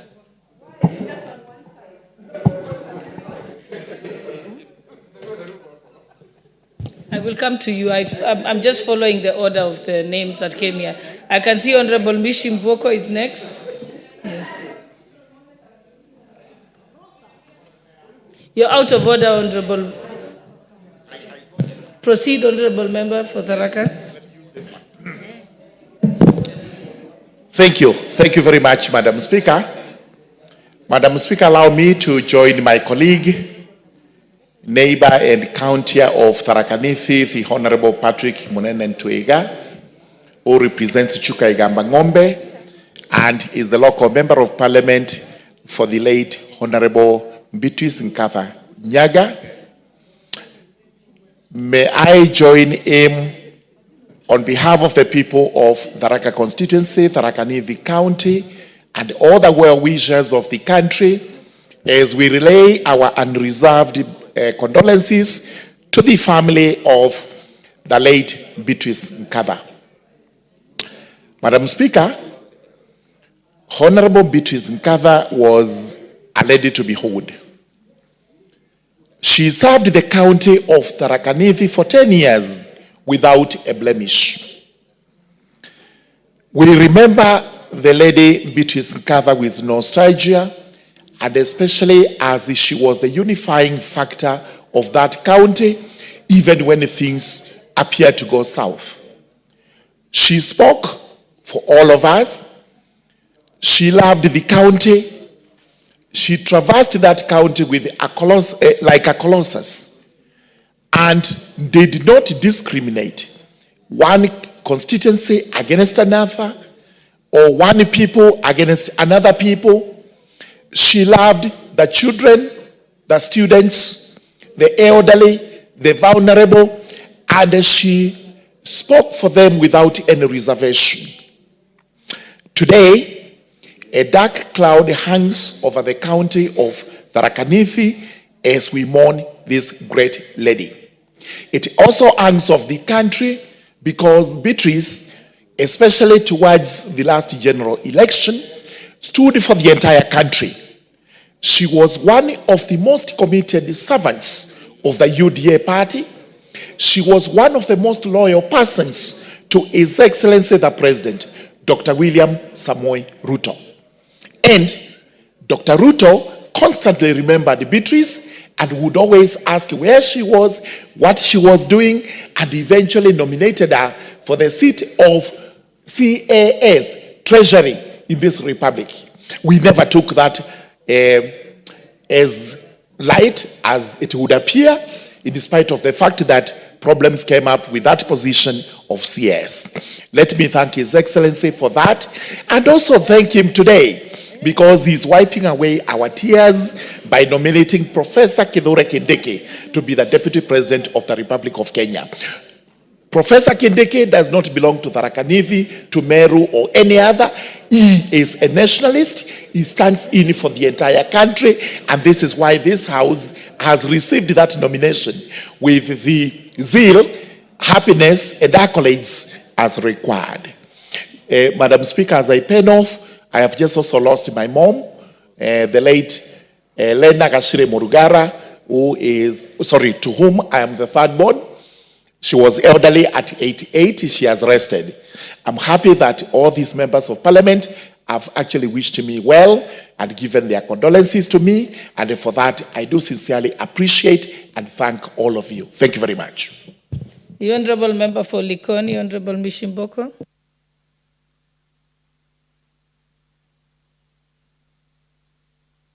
Mike. Asante sana Bi Speaker, na mimi nachukua nafasi hii kwa niaba yangu, niaba eneo bunge langu la Likoni na niaba la watu wa Mombasa niweze kutoa risala zangu za rambirambi kwa mwenda zake dada yetu Beatrice Nkantha. Na niseme Mheshimiwa Beatrice tulikuwa naye katika bunge hili la kitaifa na alikuwa kiongozi shujaa sana, kiongozi ambaye alikuwa anapenda watu sana, kiongozi ambaye kila wakati ukimuona alikuwa na furaha na bashasha, kiongozi aliyekuwa na msimamo thabiti wa kutetea chama chake na kutetea kiongozi ambaye alikuwa ni wa chama chake. Na tulikuwa tunajua dada yetu ataweza kuingia katika ule uongozi ule tulikuwa tunaita Kiingereza kwa ufupi CAS, lakini kwa yale mambo yaliyotukia hakuweza kufika hapo. Tunasikitika sana, hata nimetamatishwa kusikia kwamba alikuwa amegonjeka kwa muda mfupi takriban kama miezi miwili hivi. Tungekuwa tumejua, haswa sisi kama kina mama, tungeweza kumtembelea na kuweza kumuombea dua ili Mungu ampatie afueni. Lakini tunajua sisi tulimpenda, lakini Mwenyezi Mungu amempenda zaidi. Mheshimiwa Beatrice, wakati mmoja tulikuwa naye katika kamati moja na tulikuwa karibu sana na yeye. Na nilipenda sana mavazi yake, wakati akivaa alikuwa mama maridadi sana. Hata utaona kile kibeti anachobeba, viatu anavyovaa, nguo anayovaa, yote itakuwa inawiana. Yani alikuwa mama ambaye ni mtanashati sana sana. Na alikuwa mama ambaye hana fujo na mtu wala hana dhiki na mtu. Pia tulikuwa kina mama wa kwanza tukiwa na yeye kuwa katika kiti cha kuwakilisha katika kaunti zetu. Mimi nikiwa kule Mombasa na yeye akiwa anawakilisha kule sehemu ya kwao. Tulikuwa wa kwanza baada ya kupata katiba mpya ya taifa letu ya Kenya. Tunasikitika na tunaomboleza pamoja na ndugu zetu wa sehemu zile za Meru, sehemu zile za Tharaka, kumpoteza shujaa wetu, dada yetu Beatrice Nkantha. Tunaomba Mwenyezi Mungu ailaze roho yake mahali pema peponi. Na tunaomba serikali ya Kenya Kwanza kupitia Daktari William Samoei Ruto, kwa sababu huyu alikuwa kiongozi wako shujaa, kiongozi wako mwenye msimamo, uweze kuangalia familia yake. Yeye ni mwenda zake sasa, lakini najua ana watoto, pengine hata ana wajukuu. Tusiwatupe viongozi wetu wakati wamepatwa na misiba. Pia tuwakumbuke kwa wale ambao wamewaacha na wao wakiwa wametangulia kule mbele. Tunamuombea Mola amweke pema penye waja wema. Poleni sana watu wa Tharaka, poleni sana watu wa Meru, poleni sana bunge la kitaifa na Kenya kwa jumla. Asante sana Bi Speaker.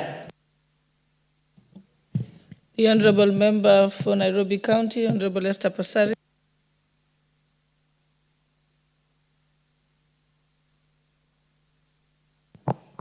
Thank you, Madam Speaker, for giving me this opportunity to speak. I want to send condolences to the family of Beatrice Nkantha Nyaga for myself and my family and the county of Nairobi. It is indeed a sad moment when you hear that somebody you knew has passed on. and with the nature of life. We served in the 12th Parliament together. We haven't seen her for a while, but I remember we met once during campaigns, and even if she was in UDA and I was in ODM, we still exchanged pleasantries like sisters. I met her again recently when she was appointed to become a cast of Treasury, and she was very happy. And she was also very happy that I had made my second term. She was such a lovely human being. She was a beautiful soul. She had no inhibitions, and at the same time, she had no hard feelings for anyone. In politics, sometimes when you're in opposing parties, people always, you see that there's tension in the friendship. With her, the friendship was pure, sincere, and as a woman, she believed in the tribe of women, so we stood together. I would like to quote Shakespeare. We are all on the world stage, all as men and women, we are merrily players that are here, that exist, and we have entrances and we exist. So she has exited the stage, but she will not be forgotten. She has left her landmark.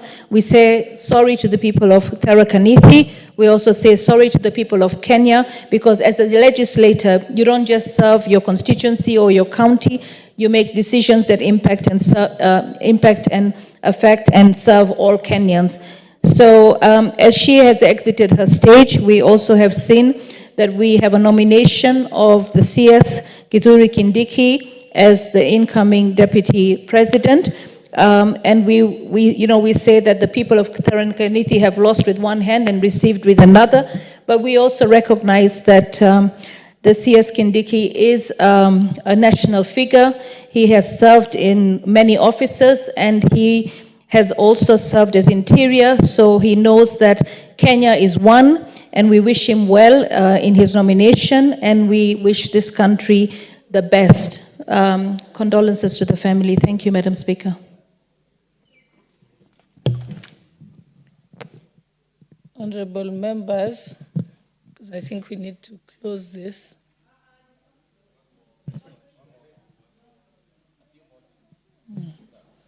Yes, the honorable member for, yes, you may proceed.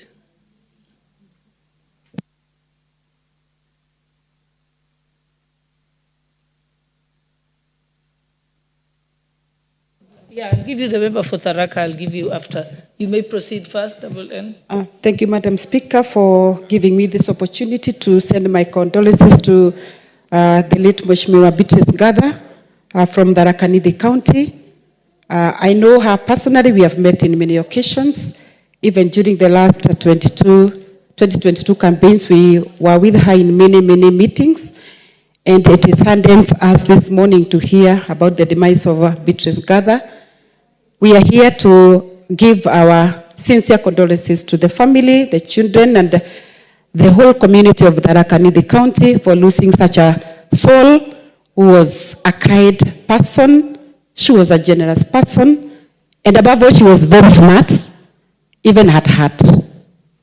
I represent Embu County as women rep, and I know she was one time the women rep of Tharaka Nithi.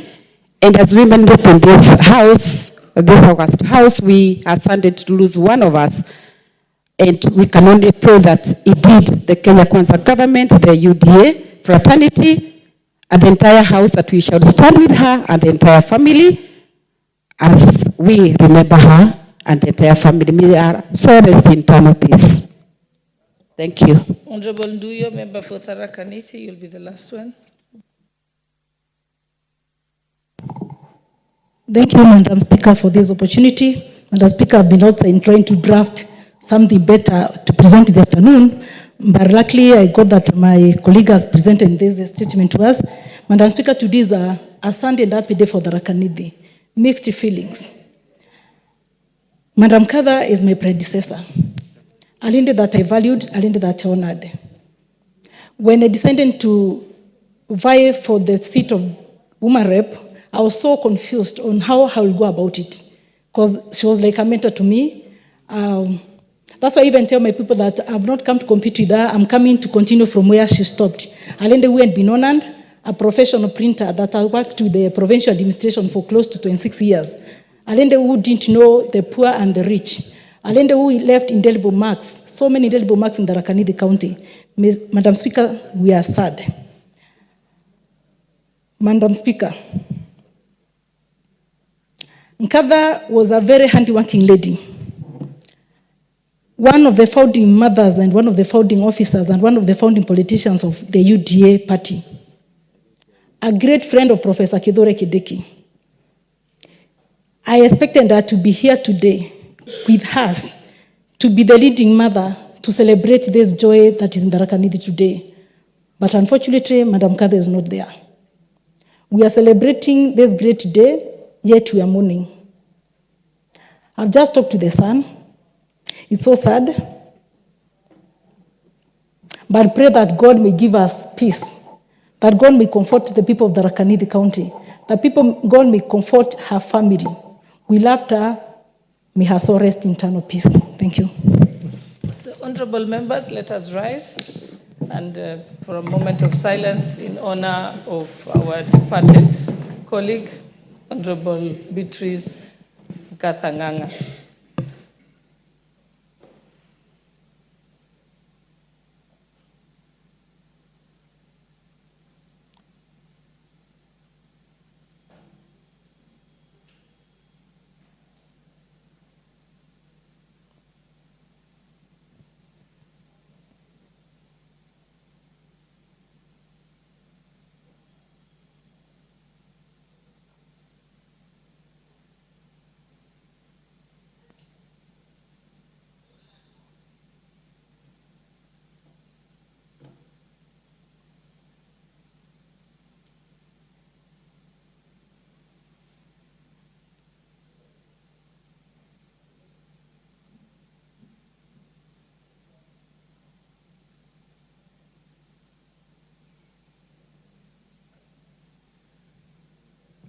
May her soul rest in eternal peace. Next order.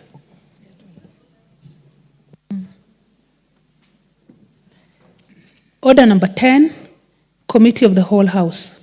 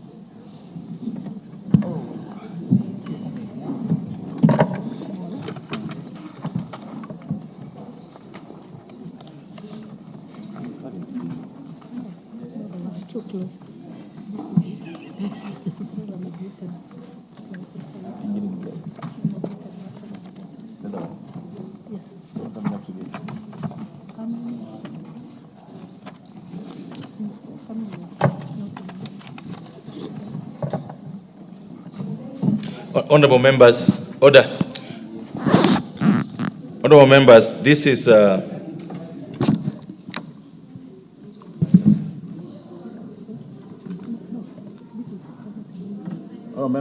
this is the call of the whole House to consider the Senate amendments to the Food and Feed Safety Control Coordination Bill, National Assembly Bill number 21 of 2023. Honorable members, this is a very short bill, 3 clauses. Just a request for your attention.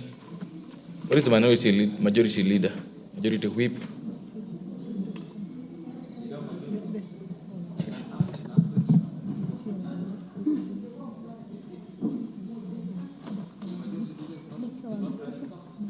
The chairperson for the only chairperson for Agriculture Committee in the House.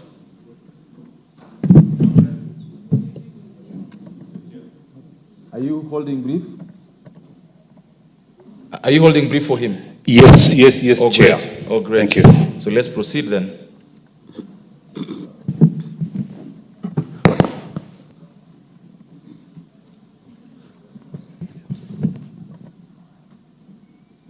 This is a bill that originated from the National Assembly, then went to the Senate, now is back here with us with proposed amendments from the Senate. Chairperson of the committee will guide us on how to proceed. Would I request the chairperson, Honorable Justice, could you approach the table? Do you have the other people?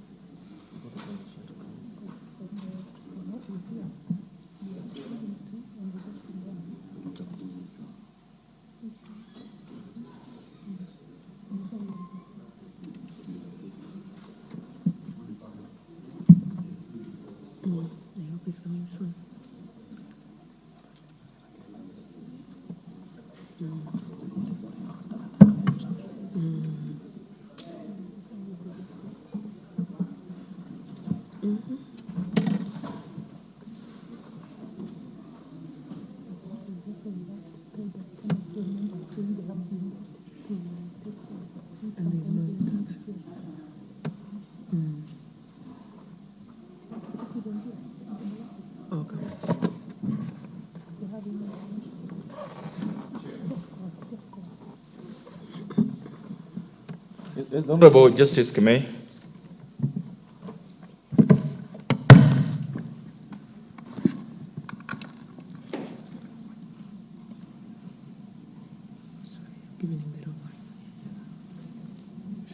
Chair, I think we are ready to proceed, Chair. And while the chairman is coming in, I should be able to stand in for him. Thank you, Chair.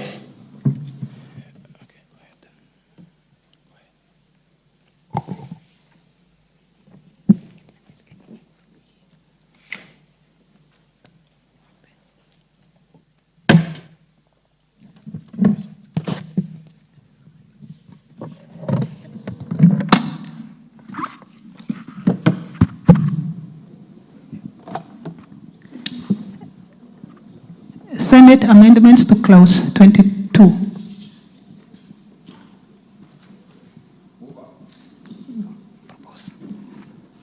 Order, Chairperson. All members, I propose the question that the Senate amendments to clause 22 be now approved. Mover.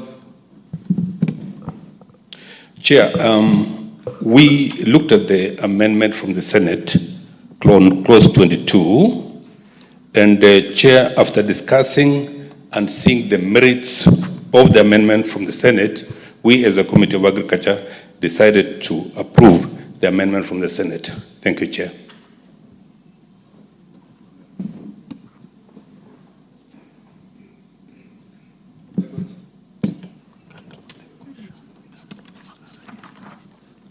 I would allow any intervention if there's any. Yes. Members, I now put the question.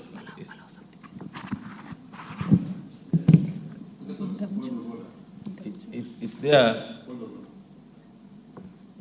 Yes, Honorable. Thank you, Honorable Chair. Would the chair of that committee please explain the amendments, just for the sake of the public and this House?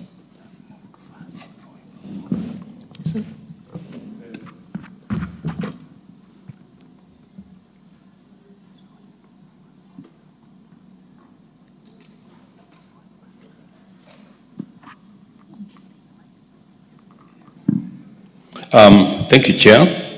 Thank you, Chair. I want to give the explanation that in the bill, Chair, we had used the terminology conduct risk management, appearing immediately after the words the controller may, and substituting the words advise on the appropriate risk management measures.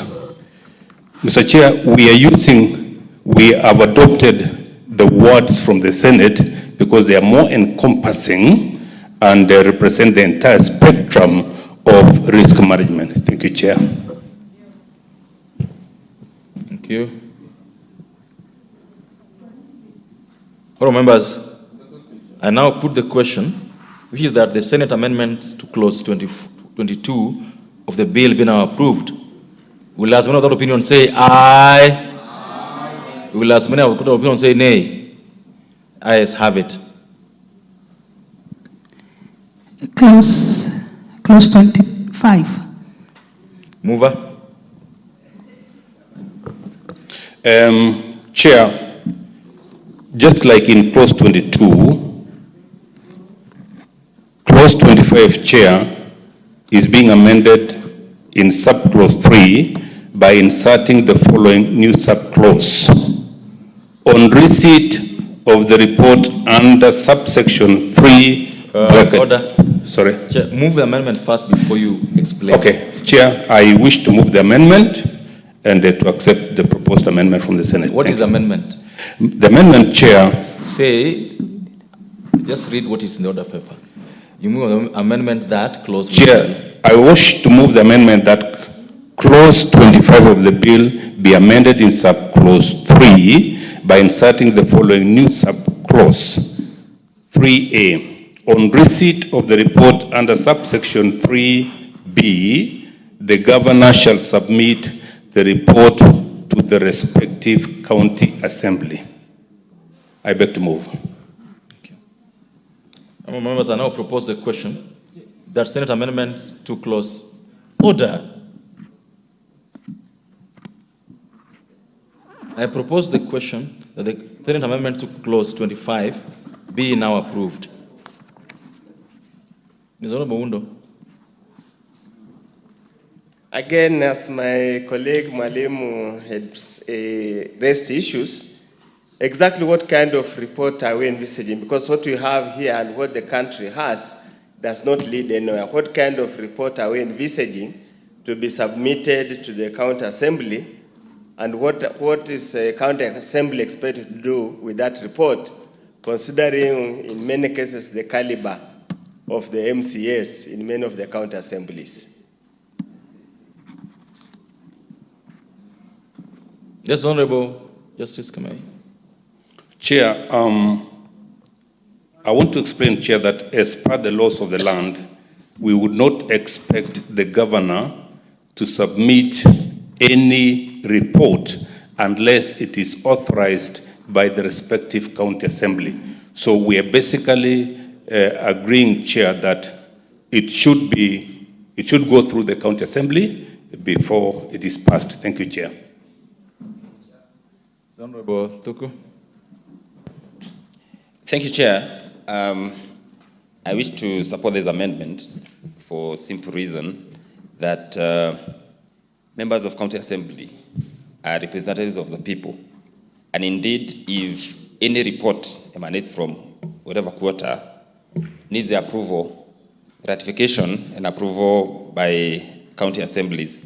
We are talking of a very important bill here, Food and Feeds Safety Control Coordination Bill.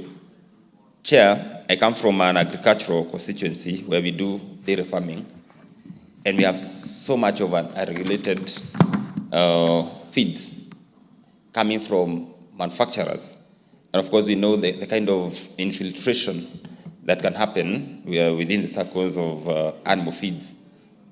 But now, after any investigation or, certification of feeds, this report is brought to the governor and he just approves. We'll be opening a highway maybe for corruption, for unscrupulousness, but with the approval of the assembly, who have direct mandate from the people to oversight, then they'll have an opportunity to interrogate and even do visits and even involve certification bodies like KEBS to make sure, or Food and Drugs Authority, just to make sure that whatever feeds that are getting to our farmers are up to standards and in the best international standards. Therefore, Mr. Speaker, Chairman, I support this amendment. Thank you. Thank you. Members, I now put the question that the Senate amendment to clause 25 be now approved. Will, as many of that opinion say aye? Will as many of that opinion say nay? Ayes have it. Senate amendments to the first schedule. Mover.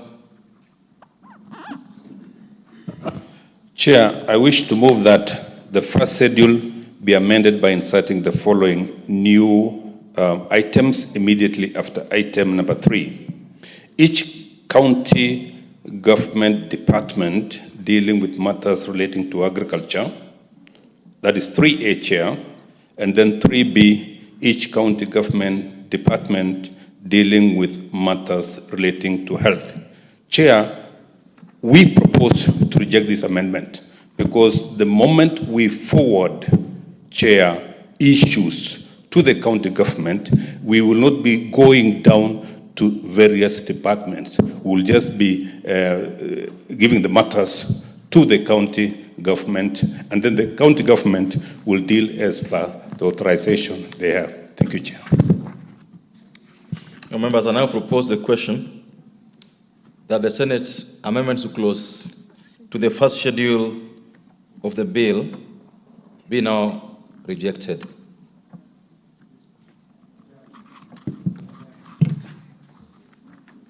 Honorable Undo.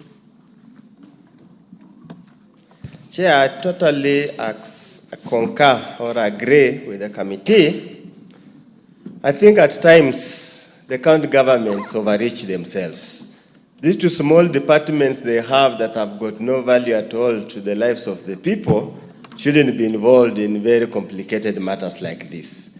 Once we have given once it has gotten to the county, the small department, they have no budget. It's only their own employment bureaus that have got no technical ability to deal with this matter. I totally agree. We reject, but then we go back to mediation. I hope that's the only point of mediation. I wish you well that you'll be able to convince them to see the necessity to leave it the way it is. Thank you, Chair.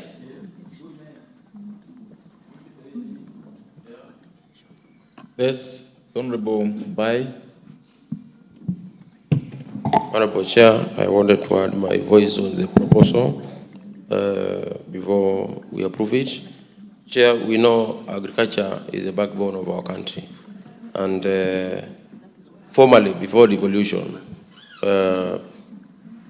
whoever was in the country could tell there was some serious activities to do with agriculture on the fields. Officers who had been sent there, supporting farmers, having vehicles, having motorbikes. But today, Chair, after devolution, agriculture is not as much supported by the county governments the way the national government used to support agriculture before devolution. Chair, I can hear you. Moving, if we take this direction for another 10, 20 years, this country may start borrowing unnecessary or foodstuffs which we have never thought Kenya could round out of, especially beef. We can see the industry of livestock in agriculture is much affected. There are no extension officers.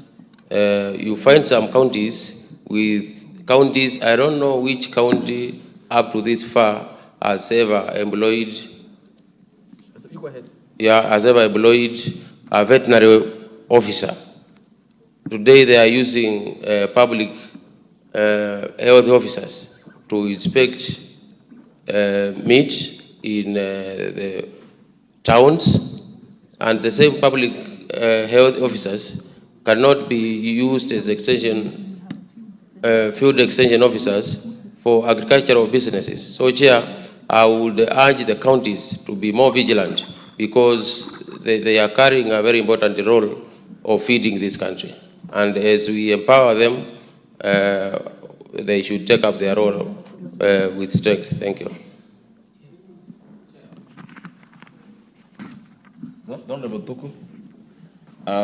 Thank you very much, Chair.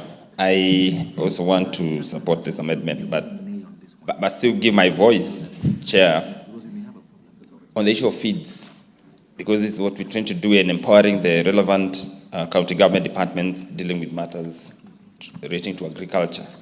And, Mr. Speaker, the issue of standards and certification is quite an important matter to this country today, because the world is becoming a global village whereby we are now becoming borderless in as far as import and exports are concerned, in as far as competitive and comparative advantage is concerned, whereby now countries will have to trade. We have this slogan that let's go trade, let's exchange goods, let us enjoy each competitive advantage and comparative advantage, Mr. Speaker. And setting the standards is what I would call panacea to what we want, where we want to go. Mr. Speaker, the issue of feeds is quite an interesting matter in this country. If there's no regulation, we cannot trade, because we'll not be able to export, especially our beef, our mutton, or our products, agricultural products, to other countries. And therefore, Mr. Speaker, empowering departments in county governments by legislation is the way to go. We've had exporters trying even to create quarantine centers so that then they can put their animals in certified areas, but without legislation. With this legislation, Mr. Speaker, then it means a farmer in Kinangop, a farmer somewhere in Kwale, a farmer somewhere in Kajiado can, without belaboring, be able to export their stuff without further certification. And therefore, Mr. Speaker, I support this amendment. Thank you, Mr. Speaker. Thank you. The Honorable Kemei, take your seat. Honorable members, we order. The Honorable Engineer Oscar Sudi, can you take your seat? The Honorable Engineer Oscar Sudi, can you take your seat?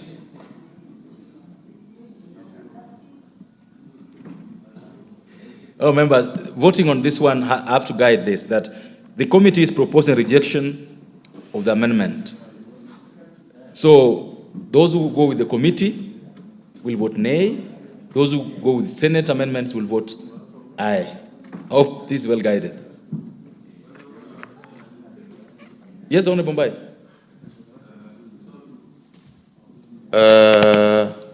Maybe the honorable member standing in for the chair could indicate the initial proposal of the committee and the proposed amendments by Senate, just to refresh your mind. That was long done. That is what we just finished. Just refreshing my order. Okay. That was just finished doing. The chairperson moved the amendment and explained the amendment. We proposed the amendment. It's been debated. Now we are voting. That's what has just happened. Just order. We cannot repeat that process. We just finished. So we are going. Members, I will now be putting the question, and I've guided that the committee proposes a rejection of the amendment. Those who support the committee will vote nay. The Senate proposes to amend the bill. Those who support the Senate will vote aye. Therefore, members, I put the question that the Senate amendment, the first schedule of the bill, be now approved. Will as many of the opinion say aye? Will as many of the opinion say nay? Nay. The nays have it. Mover. Thank you, Chair. Honorable Chairman, I beg to move that the committee do report to the House its consideration of the Senate amendments to the Food and Food Safety Control Bill, National Assembly Bill number 21 of 2023, and its approval thereof with amendments. Thank you. Thank you, honorable members. I therefore put the question, which is that the committee to report to the House is consideration of the Senate amendments to the Food and Feed Safety Control Bill, National Assembly Bill number 21 of 2023, and its approval thereof with amendments. Will, as one of the opinion, say aye? Will, as many of the opinion, say nay? The ayes have it.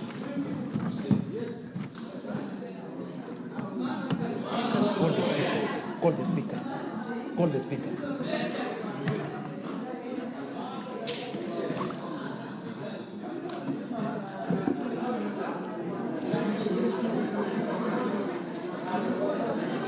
Honorable members, Mr. Speaker.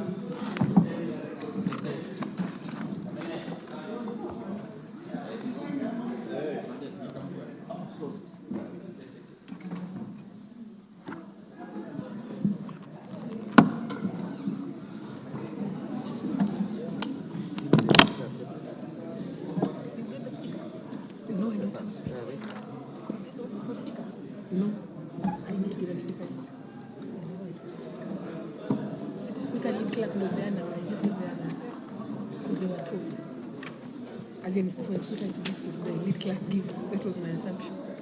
But it's okay. From here. Chairperson, Chairman. Honorable Speaker, I beg to report that the Committee of the Whole House has considered the Senate amendments to the Food and Feed Safety Control Bill, National Assembly Bill number 21 of 2023, and approved the same with amendments. Mover.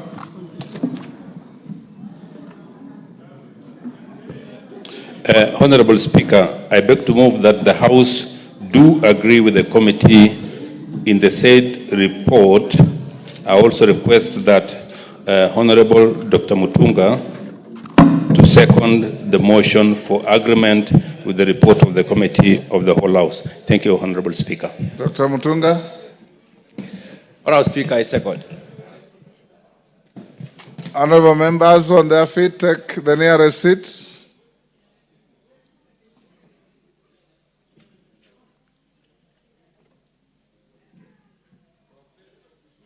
Take the seat. Bashir. Rindikiri, take the nearest seat. Where is the nearest?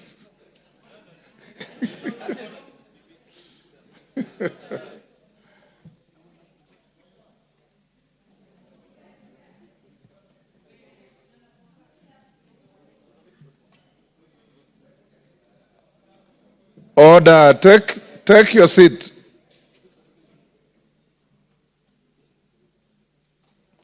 Honorable members, I propose the question, which is that the House do agree with the committee in the said report. I now put the question, which is that the House do agree with the committee in the said report. As members of that opinion say aye. Aye. Will those of the counter opinion say nay? The ayes have it.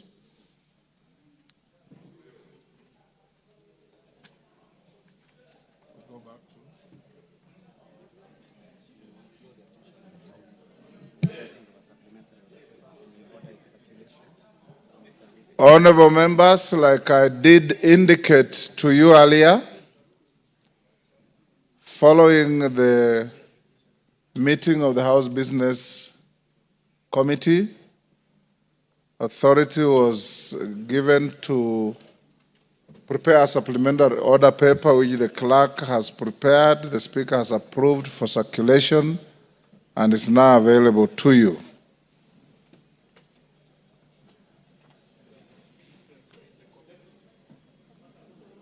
Clerk. So call it out. Okay, clerk. Order number 11, the Higher Education Loans Board Amendment Bill, National Assembly Bill number 58 of 2022, second reading.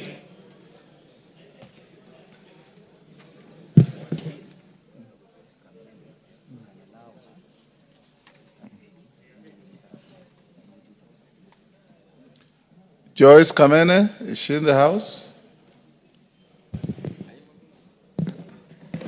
Thank you, Mr. Speaker. Joyce Kamene, you may start moving, but at some point I will interrupt you to deal with the issue that we adjourned the House about before you carry on.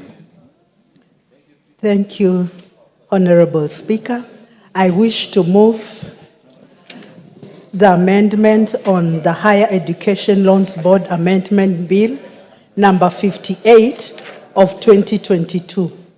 Honorable Speaker, the principal object of this bill is to amend the Higher Education Loans Board Act number 3 of 1995 to address a specific challenge faced by some of the young students, those who have not yet attained the age of 18 years and as such are ineligible to apply for higher education loans under the current legal framework. However, Article 27(4) of the Constitution 2010 on equality and freedom from discrimination outlines that the state shall not discriminate directly or indirectly against any person on any grounds including age. Honorable Speaker, the bill expressly provides that the Higher Education Loans Board shall not deny a loan to a student who has not attained the age of 18 years. This provision recognizes that many students complete Joyce, for the record, you should have started by saying, Mr. Speaker, sir, I beg to move, then you read your bill, be now read a second time. Then you go on with the good things you are saying. Mr. Speaker, Honorable Speaker, I wish to move I beg to move. I beg to move the bill for the second time. Read the whole bill. I beg to move that the Higher Education Loans Board Amendment Bill, National Assembly Bill number 58 of 2022, be now read a second time. I beg to move that the Higher Education Loans Board Amendment Bill of number 58 of 2022 be read for the second time. Honorable Speaker, the principal object of this bill is to amend the Higher Education Loans Board Act number 3 of 1995 to address a specific challenge faced by our young students, those who have not yet attained the age of 18 years and as such are eligible to apply for higher education loans under the current legal framework. However, Article 27(4) of the Constitution 2010 on equality and freedom from discrimination outlines that the state shall not discriminate directly or indirectly against any person on any grounds including age. Honorable Speaker, the bill expressly provides that the Higher Education Loans Board shall not deny a loan to a student who has not attained the age of 18 years. This provision recognizes that many students complete their secondary education early and deserve the same opportunities for financial support to their older peers. Honorable Speaker, the students under the age of 18, the bill introduces the requirement that their parents or guardians must be co-signatories to the loans agreement. This ensures that there is legal responsibility and accountability for the loan, protecting both the student and the board, while allowing access to loan for eligible students. Honorable Speaker, Article 43(1)(f) of the Constitution of Kenya on economic and social rights states that every person has a right to education.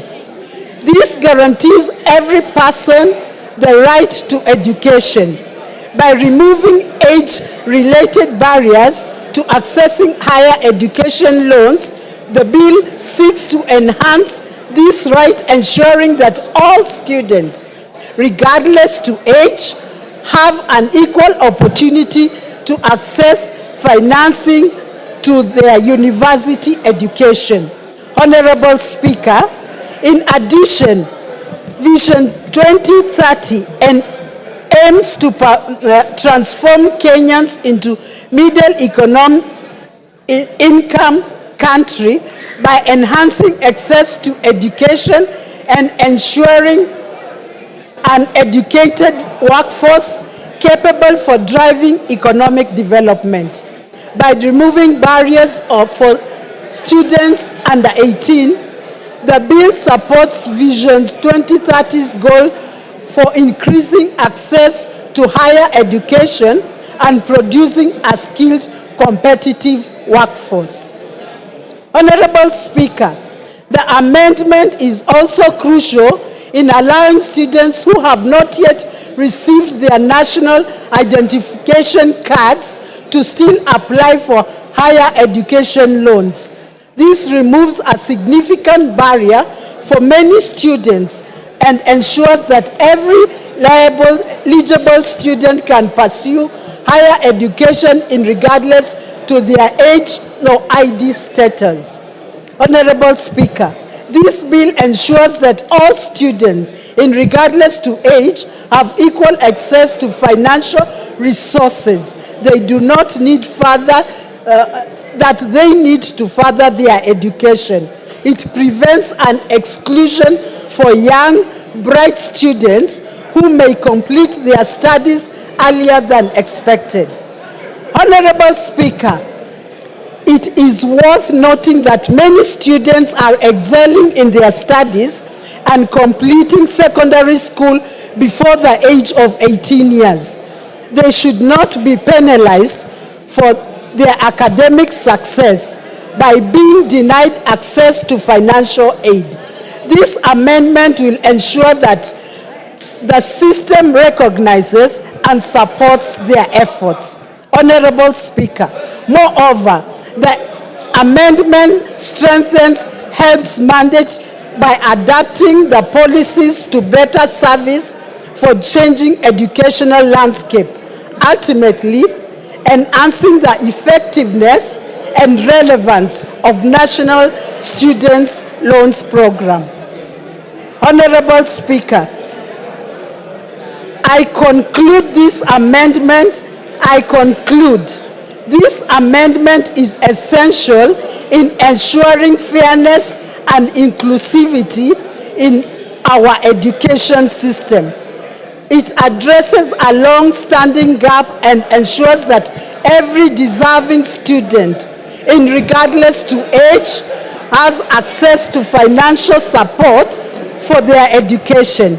It may be said times without it has been said times without that education is an equalizer. I urge members of this House to support this bill and ensure swift passage for the benefit of our young students and the future of our education system. Honorable Speaker, I beg to move and request Honorable Ounda to second. Honorable Oundo. Thank you. Order, Honorable Oundo. Order, members. Honorable Oundo, hold your horses. Okay. Take your seat. Order, honorable members. Honorable members will hold the bill at order number 11 that has been moved by the distinguished member from Machakos County, Honorable Kamene. Oundo, you'll second after we dispose of order number 12 on the supplementary order paper. Honorable members will proceed as follows. When order number 12 on the order paper, the supplementary order paper is read, the Speaker will give some short ruling on the points of order that were raised by several members this morning. Thereafter, you will have the division bell rung to call you to order for the vote. The House Business Committee has directed that voting will be by electronic process. Those of you who may not have your cards will be required to register with the clerks at the table so that everybody is voted.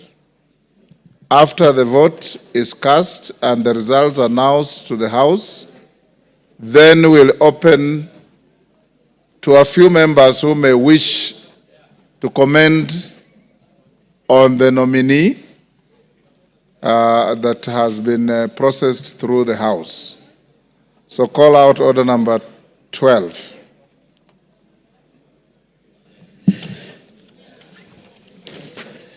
Order number 12, voting on the nomination of Professor Kithure Kindiki, EGH, to fill the vacancy in the office of the Deputy President of the Republic of Kenya.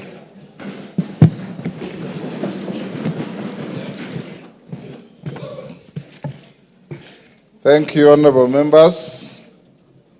Honorable members, I have a communication to make on the nomination of Professor Kithure Kindiki, EGH, to fill the vacancy in the office of the Deputy President of the Republic of Kenya. Honorable members, you will recall that earlier this morning at the commencement of the sitting, I notified the House of the receipt of a message from His Excellency the President nominating Professor Kithure Kindiki, EGH, to fill the vacancy in the office of the Deputy President pursuant to Article 149 of the Constitution.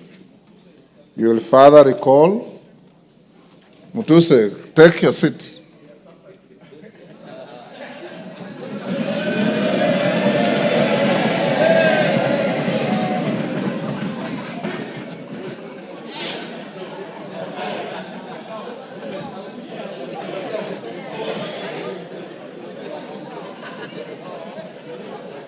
Gagusha, take a seat.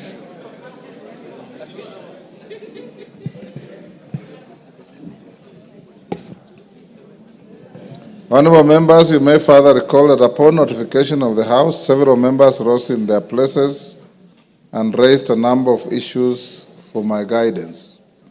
The members who spoke included Honorable Robert Bukose, Honorable Mboka Milemba, Honorable Emmanuel Wangwe, Honorable Samuel Chepkonga, Honorable Jen Gakiri, Honorable Wanami Wamboka, and others.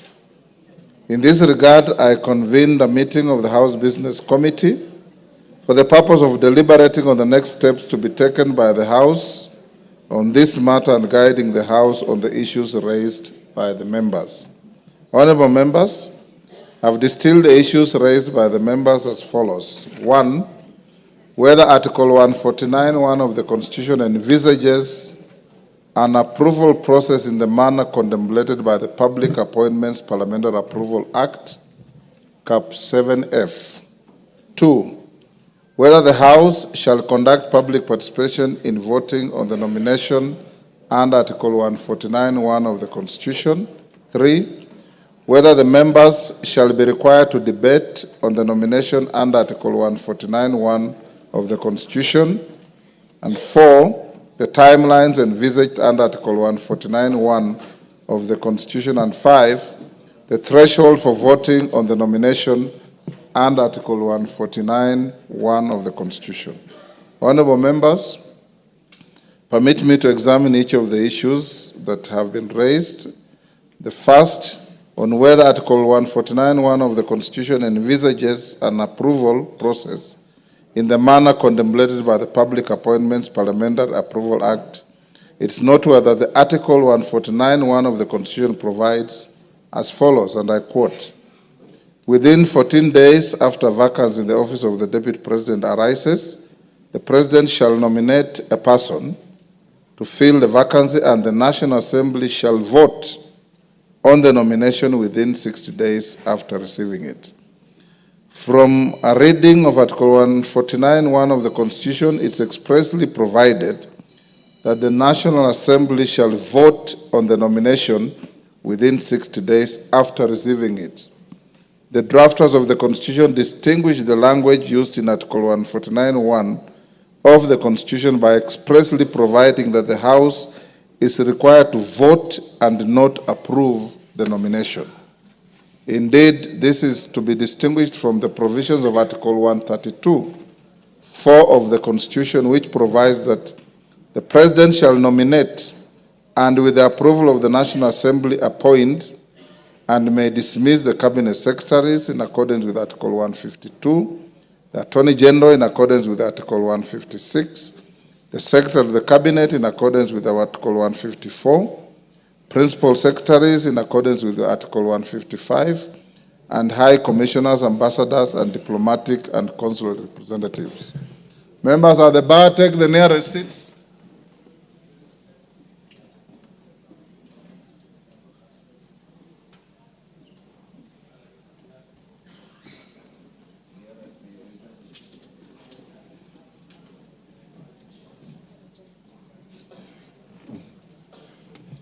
Honourable members, in this regard, for all the state officers that I have just highlighted, the House is required to approve their nomination by the President. However, in respect to the Deputy President, Article 149(1) of the Constitution expressly provides that the House is required to vote on the nomination.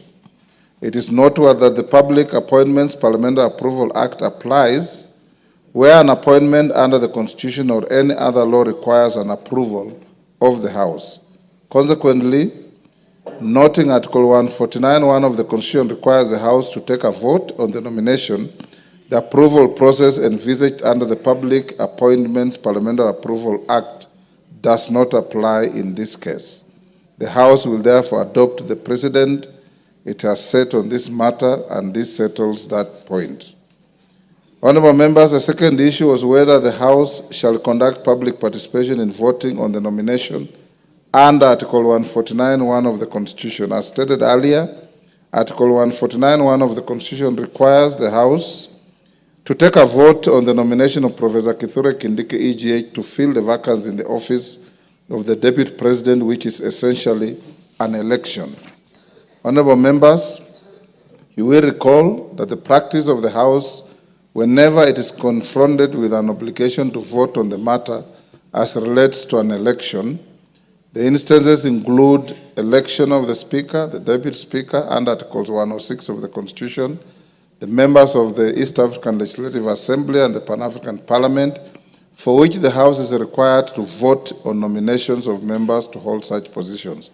The practice of the House in these instances is that the House has always proceeded directly to vote without public participation. To this end, to the extent that Article 149(1) of the Constitution contemplates the House to vote upon receiving the nomination, the requirement for public participation is not applicable in this case. This settles the second issue. Honourable members, on the third issue relating to whether members shall be allowed to debate on the nomination, is noteworthy that having determined the vote contemplated under Article 149(1) of the Constitution is an election, no debate arises on a matter of election. Indeed, you will recall that in the case of the election of a Speaker of this House and the members of the East African Legislative Assembly, no debate arises. This settles that third issue. The fourth issue, honourable members, is the issue on timelines envisaged under Article 149(1) of the Constitution. You'll observe that the Article 149 of the Constitution defines the period within which the President is required to nominate a person to fill the vacancy in the office of the President office of the Deputy President, which is within 14 days after vacancy in the office of the Deputy President arises. The National Assembly is then required to vote on the nomination within 60 days after receiving it. Honorable members, from the foregoing, Article 149(1) of the Constitution defines the maximum period within which the President and the National Assembly are required to act. To this end, the President can nominate a person to fill the vacancy from the first day of the vacancy arises up to the 14th day. On its part, the National Assembly is required to vote on any day from the first day it receives a nomination up to the 60th day after receipt of the nomination. Consequently, the nomination of Professor Kithure Kindiki, EGH, and the vote the House is required to take today on the nomination is within the constitutional timeline provided for in Article 149(1) of the Constitution. This settles that fourth issue. The fifth and final issue that was raised was guidance on the threshold for voting under Article 149 of the Constitution. It is noteworthy that Article 149(1) of the Constitution has not defined or provided for the threshold for voting for the nomination of a person to fill the vacancy of the office of the Deputy President. Article 122(1) of the Constitution provides that, except as otherwise provided in the Constitution, any question proposed for decision in either House of Parliament shall be determined by a majority of the members in that House present and voting. Consequently, the threshold for voting on the nomination of Professor Kithure Kindiki, EGH, is a majority of the members in this House present and voting, as provided for in Article 122(1) of the Constitution. That final issue is also settled. Honorable members, in summary, therefore, I wish to guide the House as follows. 1, that Article 149 of the Constitution requires the House to take a vote on the nomination of Professor Kithure Kindiki, EGH, to fill the vacancy in the office of the Deputy President. 2, and in this regard, the House will be guided by its previous precedents whenever it's called upon to take a vote on a matter as relates to the election of the Speaker, the Deputy Speaker, and members of IALA and Pan-African Parliament. 3, that no debate arises on a matter that the House is required to take a vote. 4, that the nomination of Professor Kithure Kindiki, EGH, and the vote the House is required to take on the nomination is within the constitutional timeline provided for in Article 149(1) of the Constitution. 5, that the House Business Committee has resolved that the vote contemplated under Article 149(1) of the Constitution be taken today during this sitting of the House. 6, that the threshold for voting on the nomination of Professor Kithure Kindiki, EGH, is a majority of the members in the House present and voting as provided for in Article 122(1) of the Constitution. The House is therefore accordingly guided and may now proceed to take the vote. Clerk, can you ring the division bell for 5 minutes? Yes, Wanjala?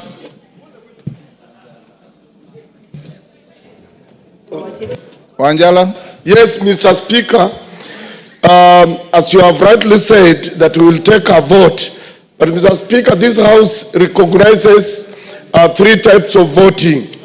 There is acclamation, there is direct digital voting, and then there is a vote we take by reading out the names. Roll call.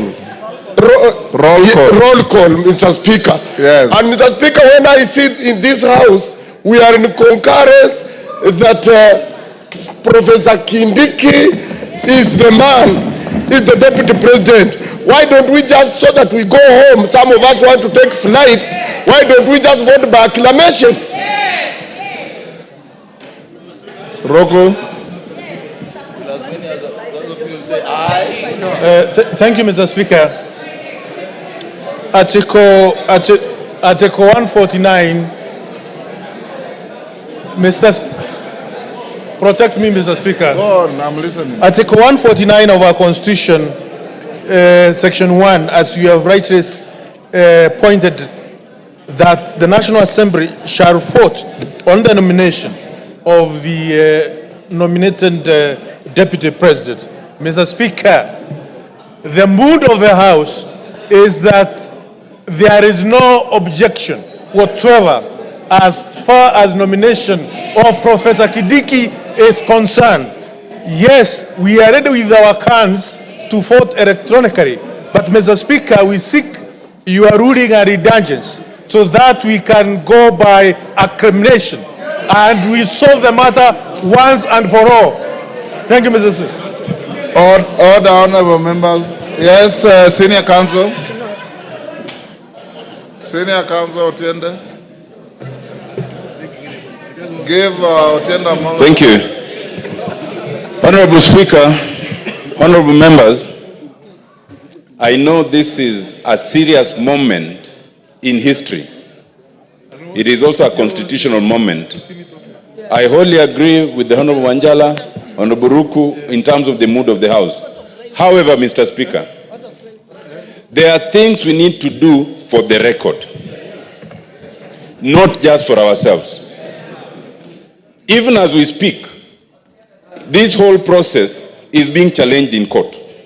We need not allow any gap, because so far, from the start to now, we have not allowed any gap. Let us not be in a rush to allow a gap. I beseech members, let us vote electronically. It does not take time. Thank you, Mr. Speaker. Honorable members, let's not open debate on this. Electronic voting takes less than 5 minutes. I'm sure you know this. So since the House is nearly full, let's have the division bell rung for just 5 minutes. Then we draw the bar, you log in, and we call out the vote. And the majority leader and minority leader nominate one person each to act as tellers. Then with those who don't have cards, I said, you record at the table with the clerks.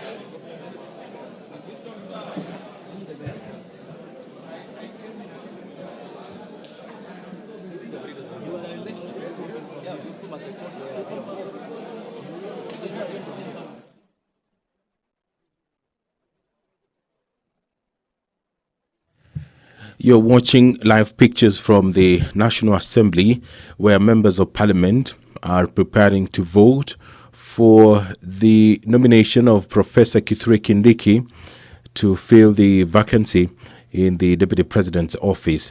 Professor Kithure Kindiki is currently serving as the Cabinet Secretary for Interior and National Administration, a role he has held since October 2022, with a brief hiatus between the 11th July 2024 and 8th of August 2024, when the President dissolved his cabinet. As the Cabinet Secretary for Interior and National Administration, Honorable Kindiki has led and overseen achievement of various milestones and reforms, including the Police Equipment Modernization Program, significantly enhancing the capabilities of Kenya's security services, finalization of a strategic framework to commence implementation of police reforms recommended by the Honorable Justice David Maraga Task Force, as well as abolishment of the previous vetting processes for issuance of national identity cards, recognition of minority groups and stateless communities, ensuring they receive Kenyan citizenship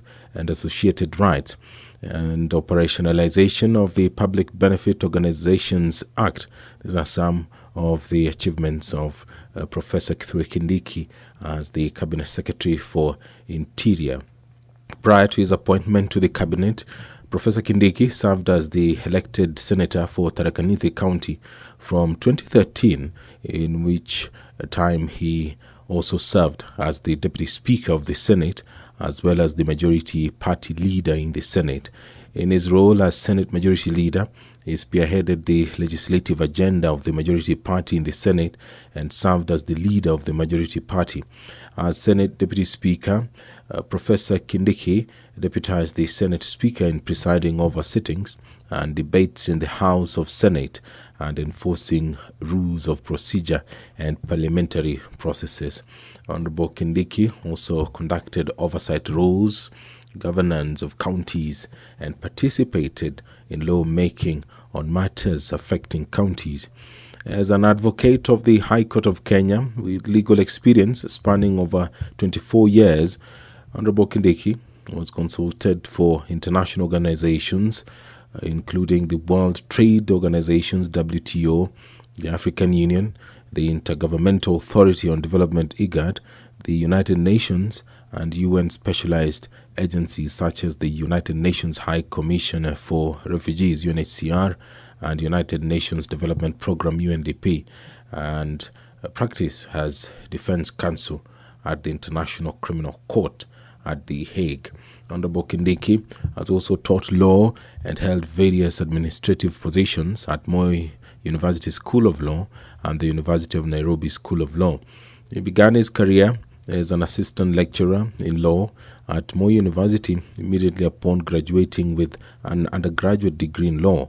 He then joined the University of Nairobi as a lecturer after graduating with a PhD in international law, where he quickly rose to the head of Department of Public Law at the young age of 33 years, and then to position of Associate Dean at the age of 35. Professor Kindiki was later promoted to the post of Associate Professor of Law at Kenyatta University. He has authored 35 publications, including books, book chapters, and articles in local and international peer-reviewed journals. Honorable Kindiki holds a Bachelor of Law degree from Moi University, a postgraduate diploma in law from the Kenya School of Law, a Master's of Law degree, and a doctorate in international law from the University of Pretoria in South Africa. His professional affiliations include membership of the Academic Council on the United Nations System, the International Association for the Study on Forced Migration, the International Commission of Juries, the East African Law Society, and the Law Society of Kenya, LSK.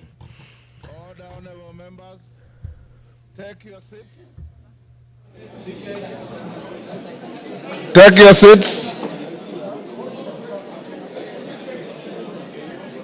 Sergeant, you may now draw the bar. Close the bar, sorry.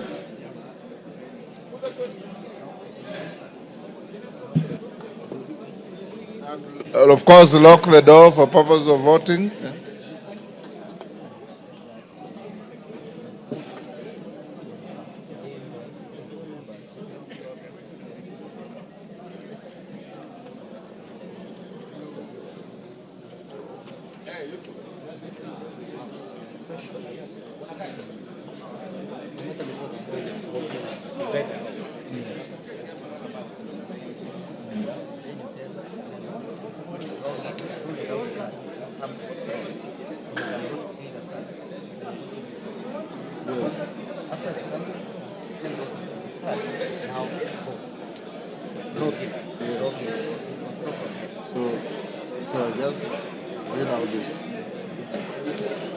Order, honorable members. Order, honorable members. Can I have a feel on how many members don't have their cards? Not many. I request respectfully members who don't have their cards to come to where civil servants sit, where they come to this house, on both sides.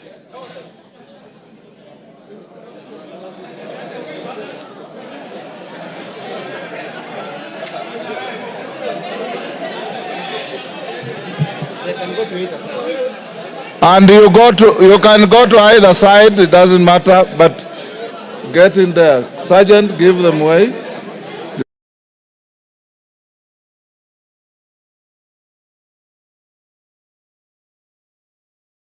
Ingia huko.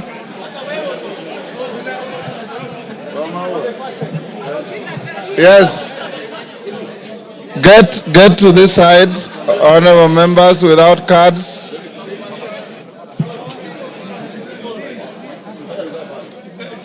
You can even spill to the back, no problem. You will be called. Catherine, if you have no card, move in. Yes.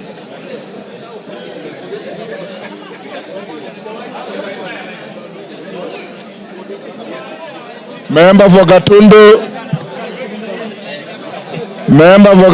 complete your journey where you're going. Order, honorable members, move this side. Evo Barra, you also don't have your card, come this side. Now, honorable members, the question we are voting on is on the nomination of Professor Kithure Kindiki, EGH, to fill the vacancy in the office of the Deputy President of the Republic of Kenya. That is the question. Now log in. Take out your cards. Take out your cards. Log in.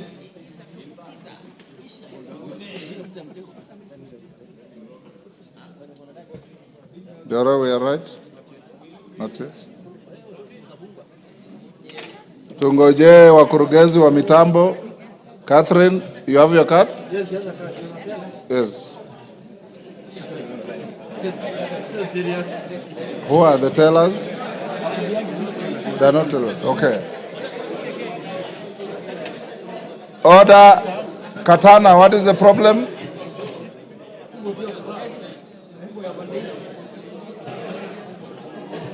Tunangojea wakurugenzi wa mitambo. Jora, are we ready? Okay. Are we? Yes. It's not work. Then you join this. Okay, members. Members who have logged in now vote.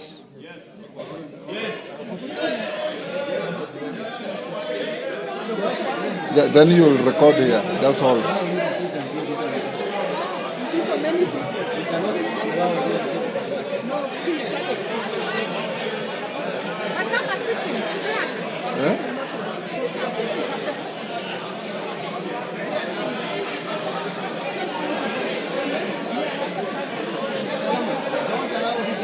Tell them to hold on and as it counts down to 0. Yes.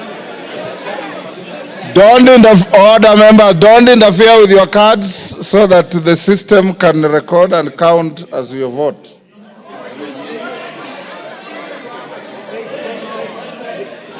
Hold.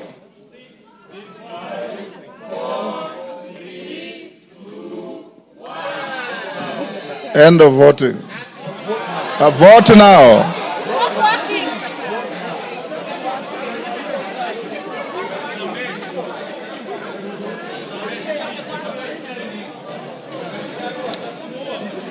Order.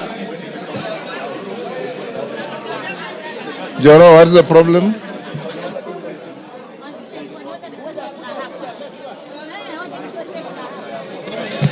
Order, members. Let's repeat. Log out.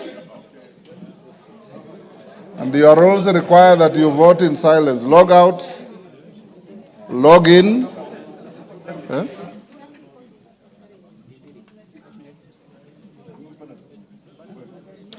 Once you've logged in, just hold until you are told vote now.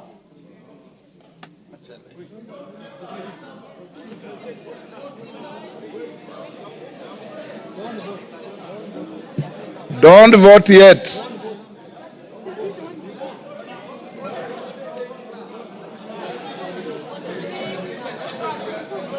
Is it malfunctioning? Kirui, is it malfunctioning?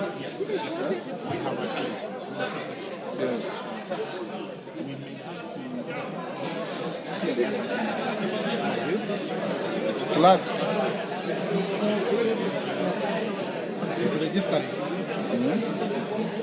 They can proceed to log in now. Proceed to log in.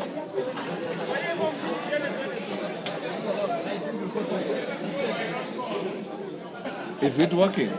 It's not working. You're okay? You have a problem? Vote now. Vote now.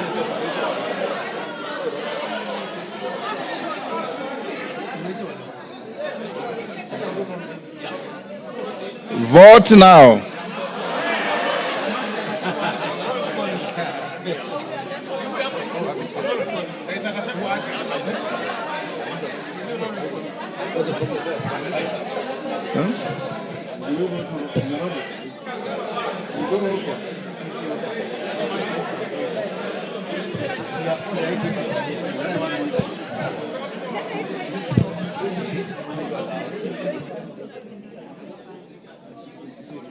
The IT man, what's the problem?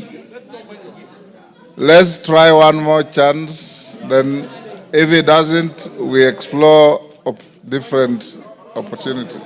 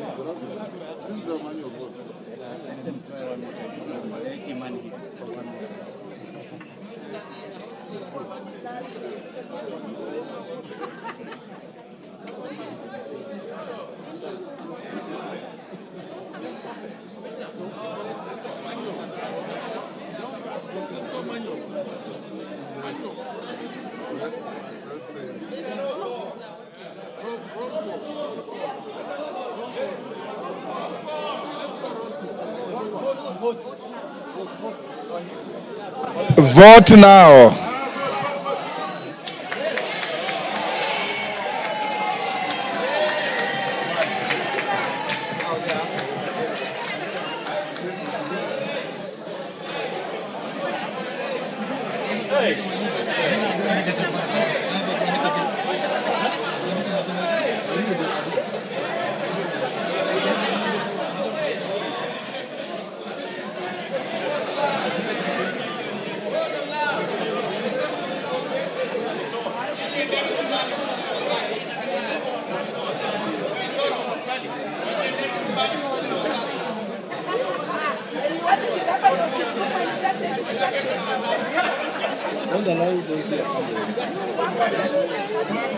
Member for Kisumu, you have voted. You remain where you are. Eh? Pardon? Yes, it's done.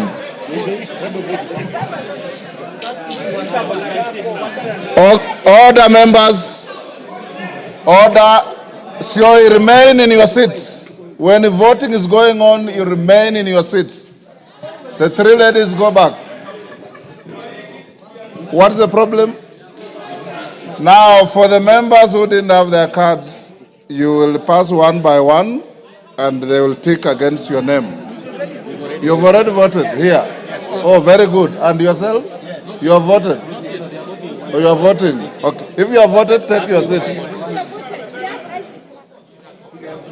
Those whose equipment malfunctioned can come to the desk here and report to the clerk.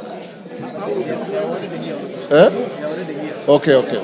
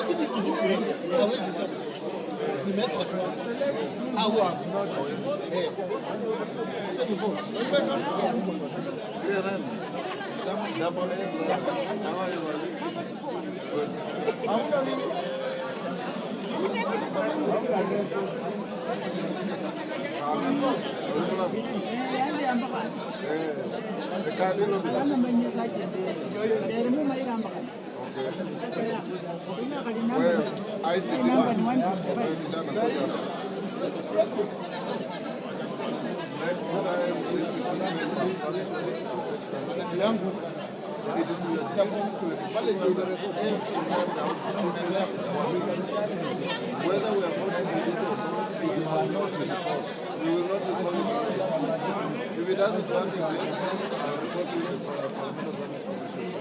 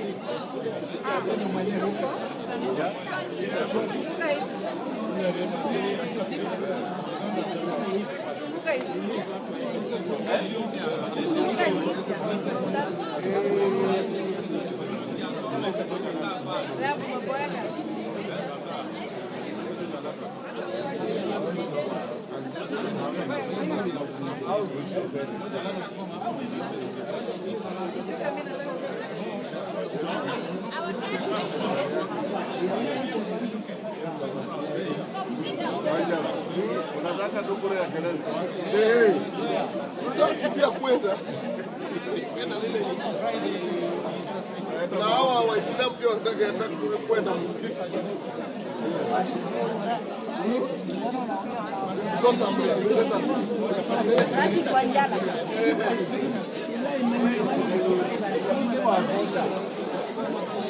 on the screen, but very many of you are voting manually, so you are not part of the 150.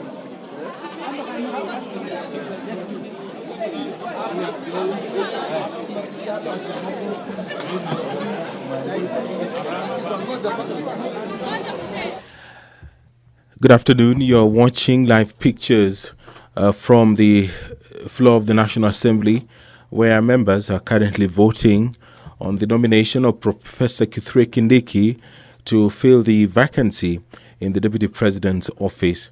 The professor was nominated today by the President to fill up that position, which fell vacant following the removal from office of the previous holder.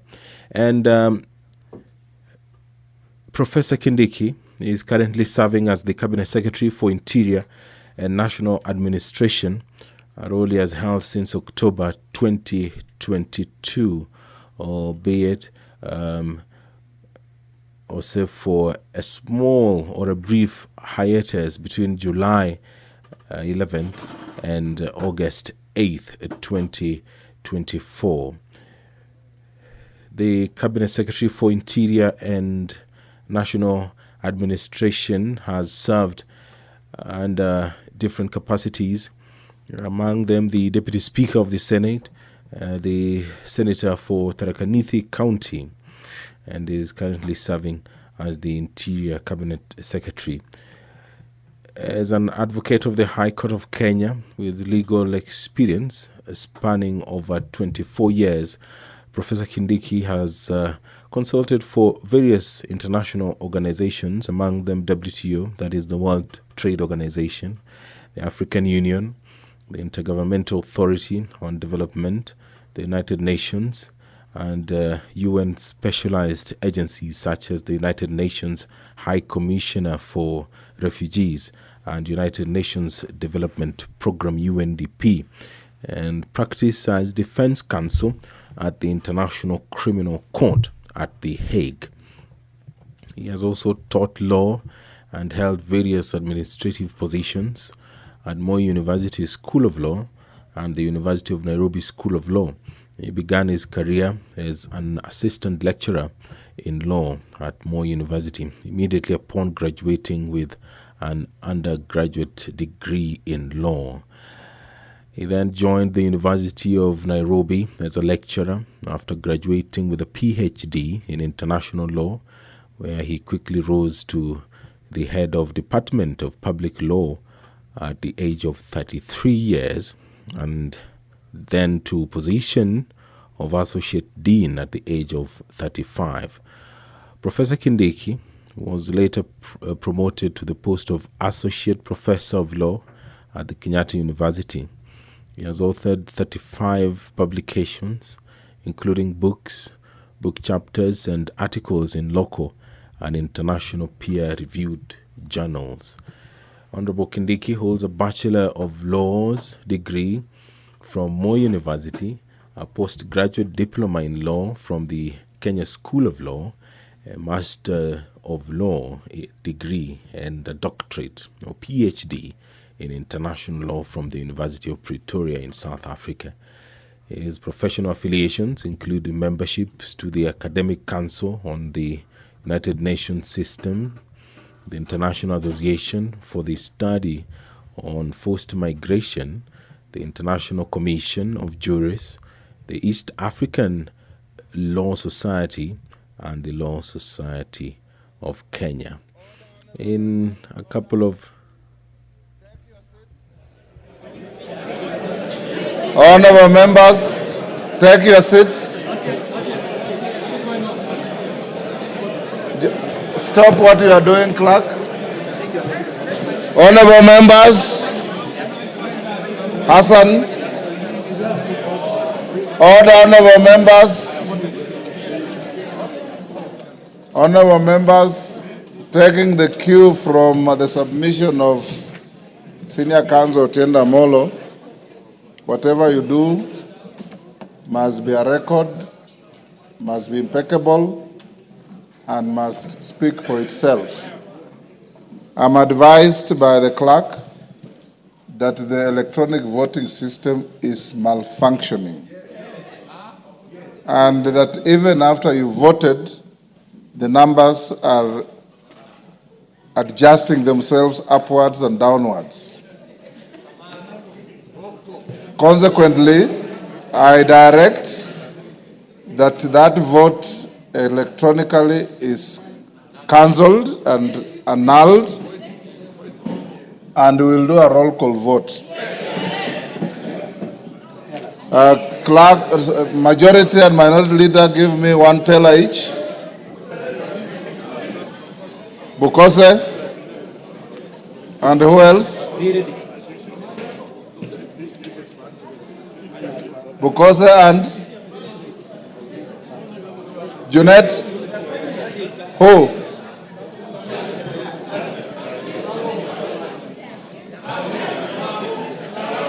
And myself. Okay. Bring to who? Zamzam. Yes. And who else? One more.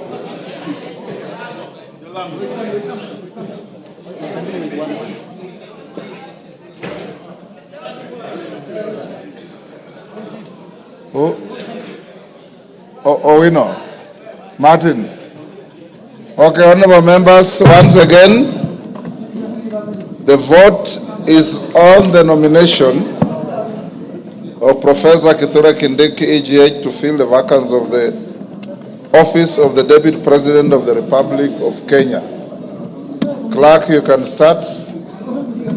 Remain in your seats, remain silent. We can do this very quickly.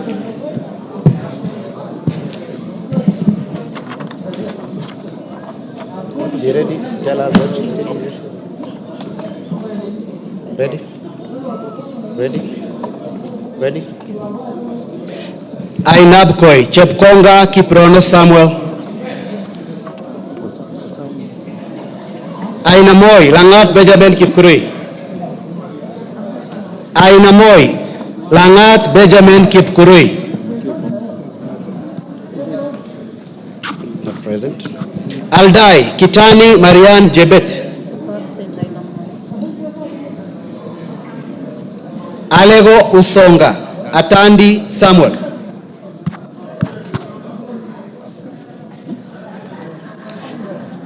Alego Usonga, Atandi Samuel. Awendo, Owino John Walter.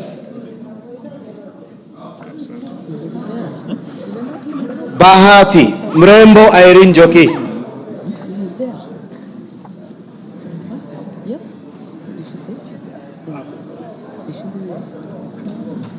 Balambala, Shurie Abdi Omar.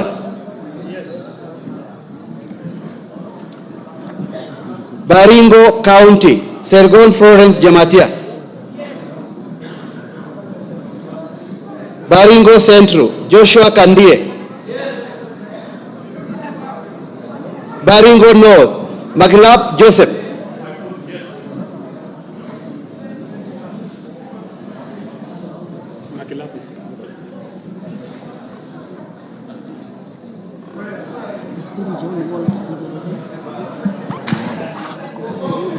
Yes.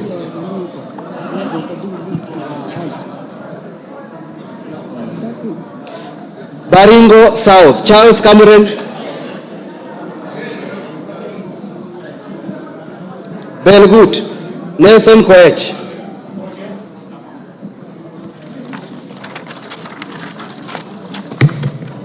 Bobasi, Innocent Obiri.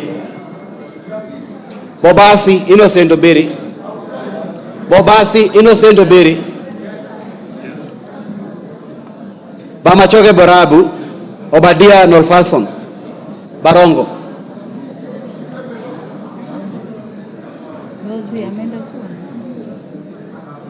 Bomachoge Chache, Alpha Miruka Ondieki. Bomet County, Chepkorir Linet. Bomet Central, Richard Kilel. Bomet East, Richard Yegon.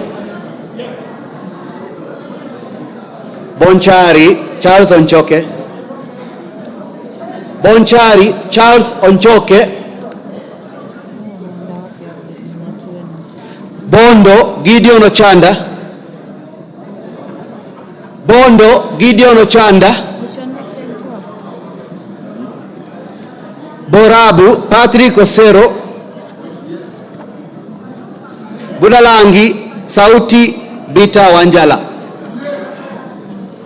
Bumula, Nelson Jack Wamboka. Bumula, Nelson Jack Wamboka. Bungoma County, Catherine Najala Wabilianga. Bungoma County, Catherine Nanjala Wabilianga. Bura, Ado Kuno, Yakub. Bura Ado Kuno Yakub. Bureti Kibet Komingoi Kirui. Busia County Kadri Numanyo. Butere Nicholas Tindi Mwale. Nicholas Tindi Mwale. Butula Joseph Oyula. Butula Joseph Oyula. Buri Muruidhania Rendikiri Mugambi. Central Imenti Moses Nguchine. Changamwe Omar Mwinyi.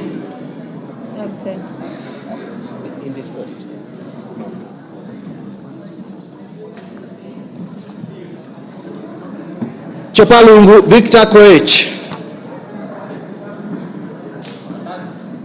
Chepalungu Victor Koech. Cherangani Patrick Simiu Barasa.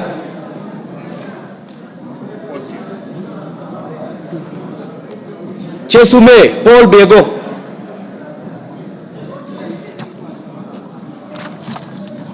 Chuka Iganga Ngombe Ntuiga Patrick.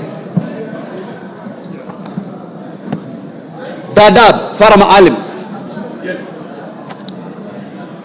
Dagoretti North Beatrice Elachi. Dagoretti South John Carey. Eldama Ravine Musa Sirma. Eldas Adan Kenan. Elgeyo Marakwet County Jepto Ngelechei. Embakasi Central Major Dong Gadiro Benjamin. Embakasi Central Major Dong Gadiro Benjamin. Embakasi East Babu Owino. Embakasi East Babu Owino. Embakasi North James Gakuya. Embakasi North James Gakuya.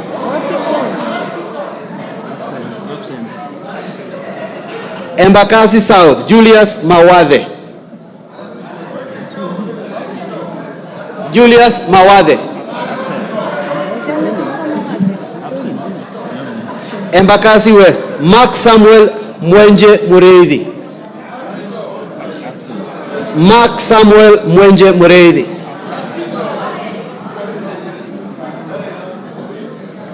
Embu County Double N Pamela Njoki. Mgwen Lelmengit Joseph Kipto. Mgwen Lelmengit Joseph Kipto. Emuhaya Omboko Milemba. Yes. Emurodikil Johanna Ngeno. Yes. Endebes Kukose. Yes. Doctor. Fafi Farah Sala Yakub.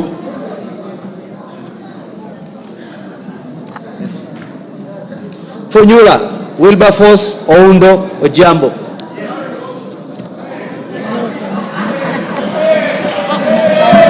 Galole Said Buya Hiribai. Galole Said Buya Hiribai. Said Poster. Ganze Kenneth Charo Tungule. Charo Kenneth Charo Tungule. Garissa County Udgon Amina.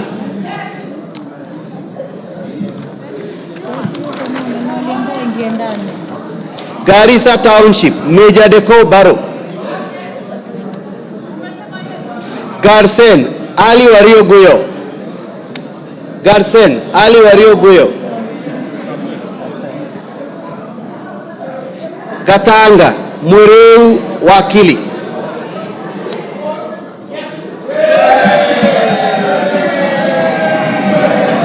Gatondo North, Njoroge Kururia. Gatondo North, Njoroge Kururia. Yes, Ukokule, yes. Gatondo South, Gabriel Kagombe. Gatondo South, Gabriel Kagombe. Gem, Elisha Odhiambo. Gechogu, Robert Gedenji. Gechimu. Gilgil, Mother Wangari. Githunguri, Gadhoni wa Muchomba. Githunguri, Gadhoni wa Muchomba.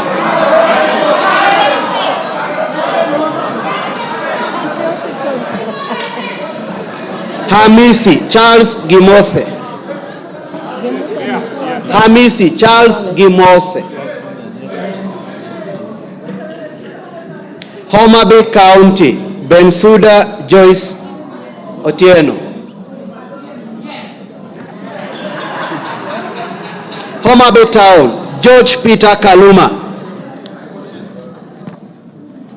Igembe Central, Daniel Kili Karido. Igembe North, Taitumu Mnaiba Julius.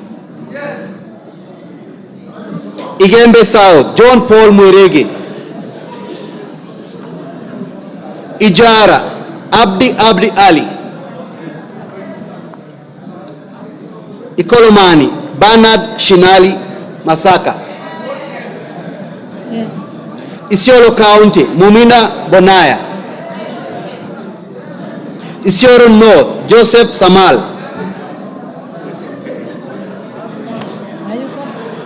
Isiolo South, Tubi Bidu Muhammad. Tubi Bidu Muhammad. Jomvu Badibadi Twalib. Jomvu Badibadi Twalib. Juja Koimburi George. Juja Koimburi George.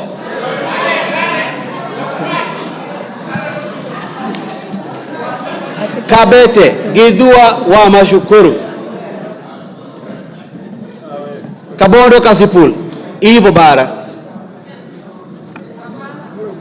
Kabuchai Joseph Kalasinga. Kabuchai Joseph Kalasinga. Kacheliba Lote Titus. Kacheliba Lote Titus. Kaiti Joshua Kimilu. Kaiti Joshua Kimilu. Kajiado County Lea Sankaire. Kajiado Central Elijah Memusi. Elijah Memusi. Kajiado East Kakuta Maimai. Kajiado North Ngogoyo Onesmus. Ngogoyo Onesmus.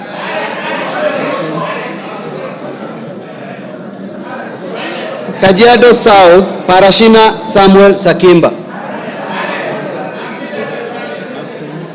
Kajiado South Parashina Samuel Sakimba. Kajiado West Sunkuya George. Kakamega County Elsie Muhanda. Kaloleni Paul Katana.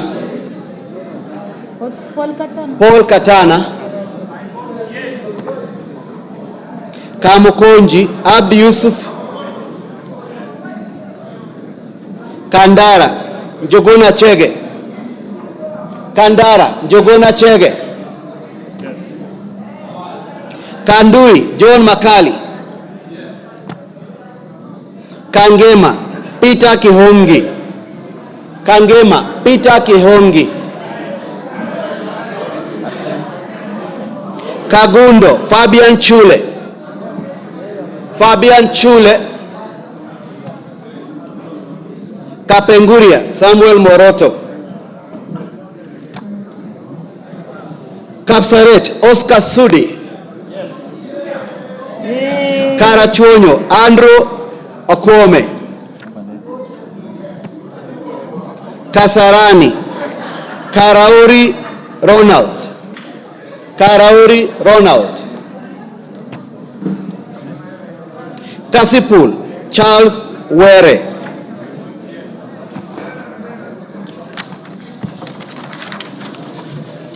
Kadhiani, Robert Mbui.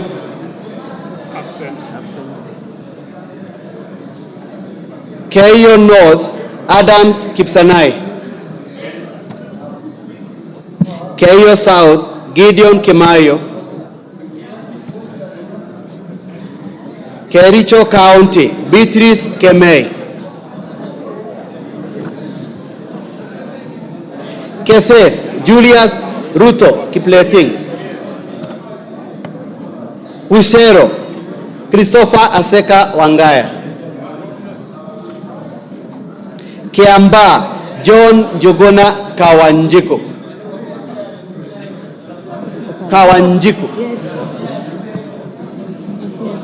Kiambu, John Machua. Kiambu County, Ann Wamuratha. Kibra, Peter Orero. Kibwezi East, Jessica Mbalu. Jessica Mbalu. Kibwezi West, Mwengi Ekomas Mutose.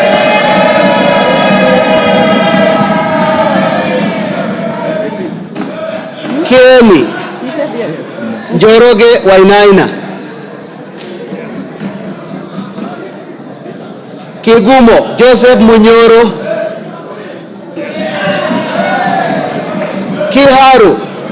Kiharu, Samson Dindi Nyoro. Samson Dindi Nyoro. Kikuyu, Kimani Ichungwa. Kikuyu, Kimani Ichungwa. Kikuyu, Kimani Ichungwa.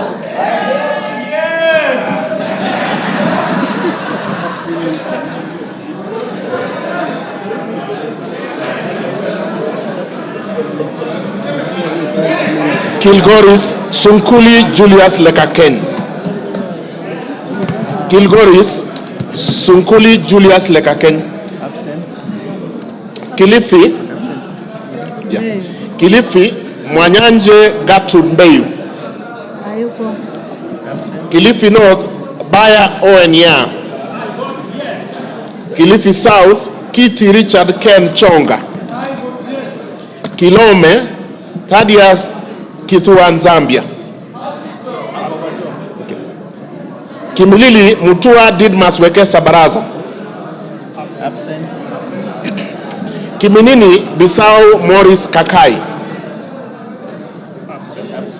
Kinango, Rai Samuel Gonzi. Kinango, Tuku Zakari Kwenya. Kipipiri, Wanjiku Mohia. I repeat, Tuku Zakari Kwenya. Thank you. Kipipiri, Wanjiku Mohia. Kipkelian East, Joseph Kimutai Cherorot. Kipkelian West, Hilary Kiplangat Koske. Kirinyaga, Jane Jerry Maina. Kirinyaga Central, Joseph Gashoki Getari. Kisauni, Rashid Juma Bedzimba. Kisii, Donya Doris Aburi.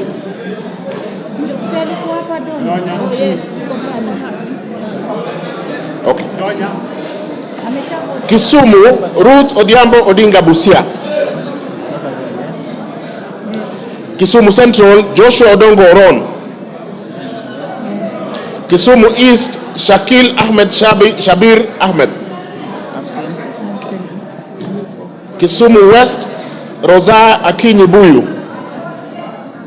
Kitui, Irene Mudhoni Kasalu. Kitui Central, Makali Benson Mulu.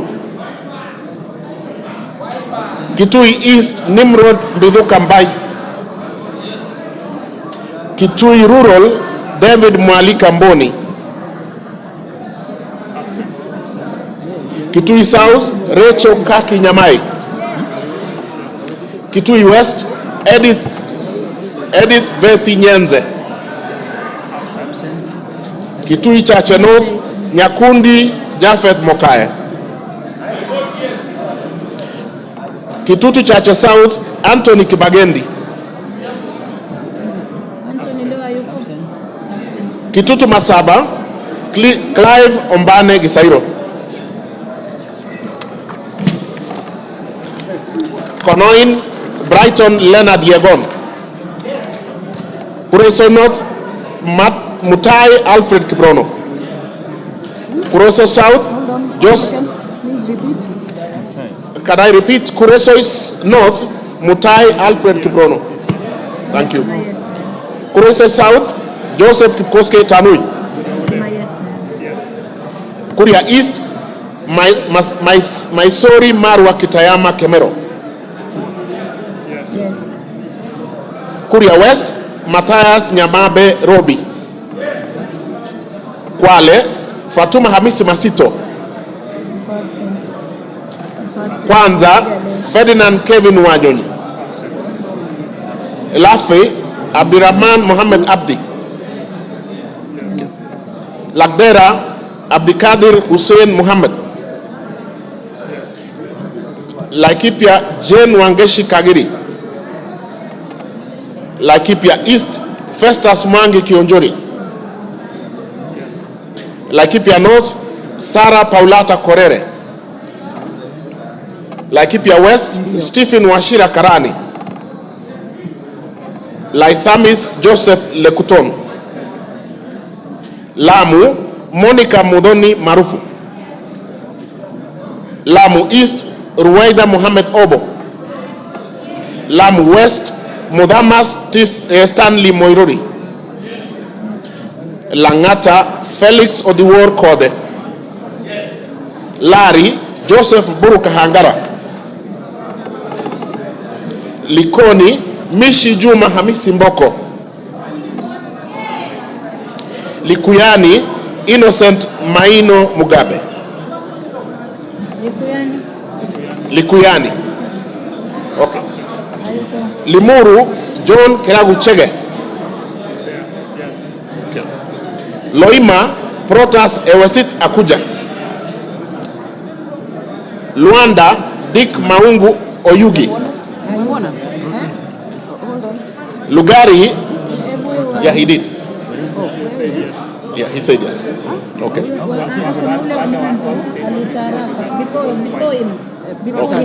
So do we repeat? Yes. Dick Maungu Oyugi, Luanda. Okay. Nabii Nabwera Daraja, Lugari. Okay. Lungalunga, Mangale Munga Chiforomondo. Lurambi, Titus Hamala Mukwana. Maara, Jafet, yeah, Lurambi, Titus Hamala Mukwana. Okay. Jafet Miriti Kareke Mbuki, Maara. Kamene Joyce Machakos.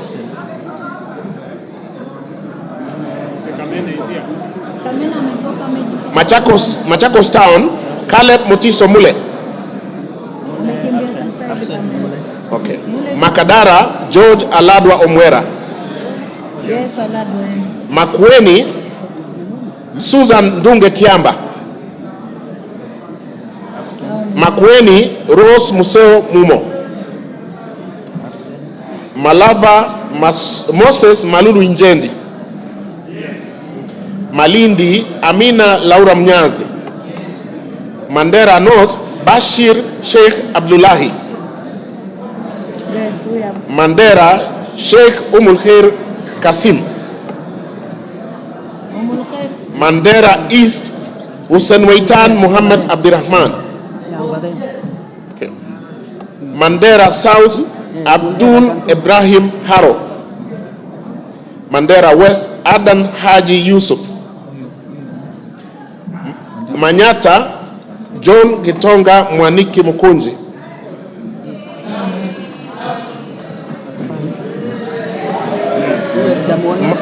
Maragwa, Mary Wamaua Waidera Njoroge. Okay. Marakwet East, David Kangogo Bowen. Okay. Maragwa. Okay.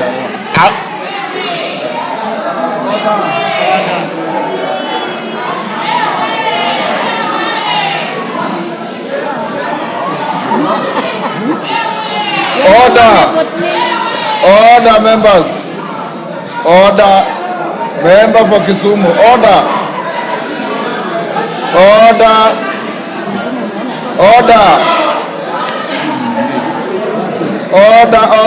Rosa Buyu. Order. Wamaua, vote. Call Wamaua. Okay. I will move to Marakwet West. Timothy Kipchumba Toroitich.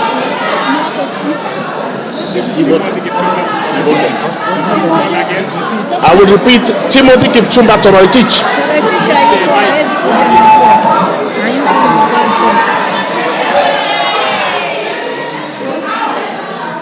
Order, Rosabu, you are out of order. Order. Obawa, just sit down. Order.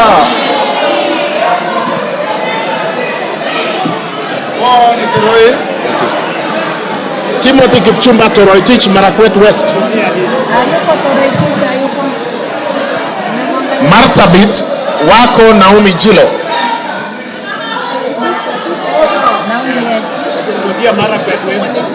Okay, I repeat, Marakwet West. Order, Lillian Kogo. Order, Lillian. Order. Lillian Kogo, take your seat. Take your seat. Order.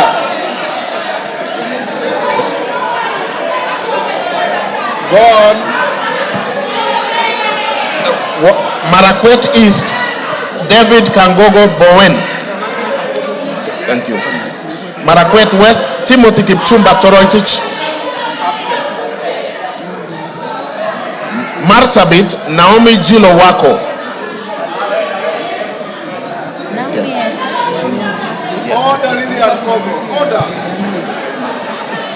Masinga, Joshua Mbidi Mutua Mwalio. Yes. Mwalio votes yes. Matayos Odanga Geoffrey Makoha. Madare Olwoch Anthony Tom. Madioa Gishuki Edwin Mugo. Madira Kahugu Eric Mwangi. Eric Mwangi. Yes. Madioa Edwin Mugo Gishuki. Madioya is there. Yes. Okay. Madira Eric Mwangi Kahugu. Thank you. Matuga Kasim Sawa Tandaza. Matungu Peter Oscar Nabulindo. Matungulu Stephen Mutinda Mule. Mavoko Patrick Makao Kingola. Mbere North Geoffrey Kariuki Kiringa. Mbere South Bernard Muriuki Nebat. Mboni Nzioka Erastus Kevasu. Mboni Nzioka Erastus Kevasu. Okay. Meru Elizabeth Karambu Kailemia. Karambu Kailemia Meru. Migori Muhammad Fatuma Zainab. Mogotio Ruben Kiborek. Moiben Phyllis Chepkemo Barto. Molo Francis Kuria Kemani. Mombasa Zamzam Muhammad Chimba. Mosop Abraham Kipsang Kirwa. Moyale Guyo Wako Jalesa. Msambweni Salim Faisal Baden. Msambweni Salim Faisal Baden. Mount Elgon Fred Kapondi Chesebe. Muhoroni James Onyango Oyo. Mukurwaini Kagusha John Philip Geshohi. Mumias East Peter Kalerwa Salasia. Mumias West Johnson Manya Naika. Muranga Betty Njeri Maina. Mvita Mohamed Sud Machele.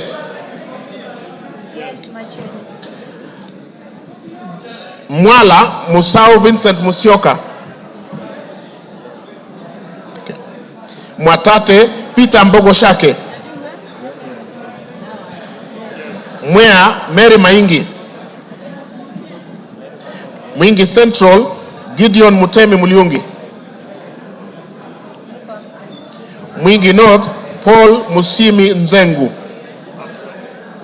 Mwingi West Charles Ngusia Nguna.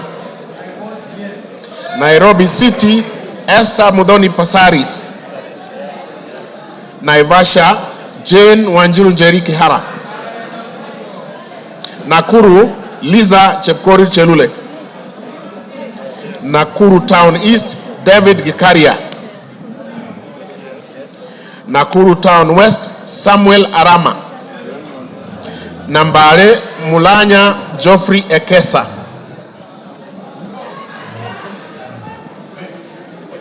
Nambale Mulanya Geoffrey Ekesa. Nandi Cynthia Chepkoske Muge. Nandi Hills Bernard Kibor Kitur. Narok Rebecca Nonaishi Tonke. Narok East Lemanken Aramat. Narok North Agnes Mantaine Pareyo. Narok South Olentutu Kitilai. Okay. Narok West Gabriel Koshal Tongoyo. Navaholo Emmanuel Wangwe. Ndaragwa George Gashagwa. Ndiwa Martin Peters Owino. I vote yes. Ndia George Masharia Kariuki. Njoro Charity Katambi Chepkwany. North Hor Ade Wario Guyo. North Imenti Rahim Dawood Abdul. North Mogrango Joash Nyamache Nyamoko. Nyakach Owor Joshua Aduma Uwor. Nyakach. Nyali Muhammad Ali. Nyamira Jerusha Momanyi Mongina. Nyandarua Faith Waire Mogitau. Nyando Okelo Jared Odoyo.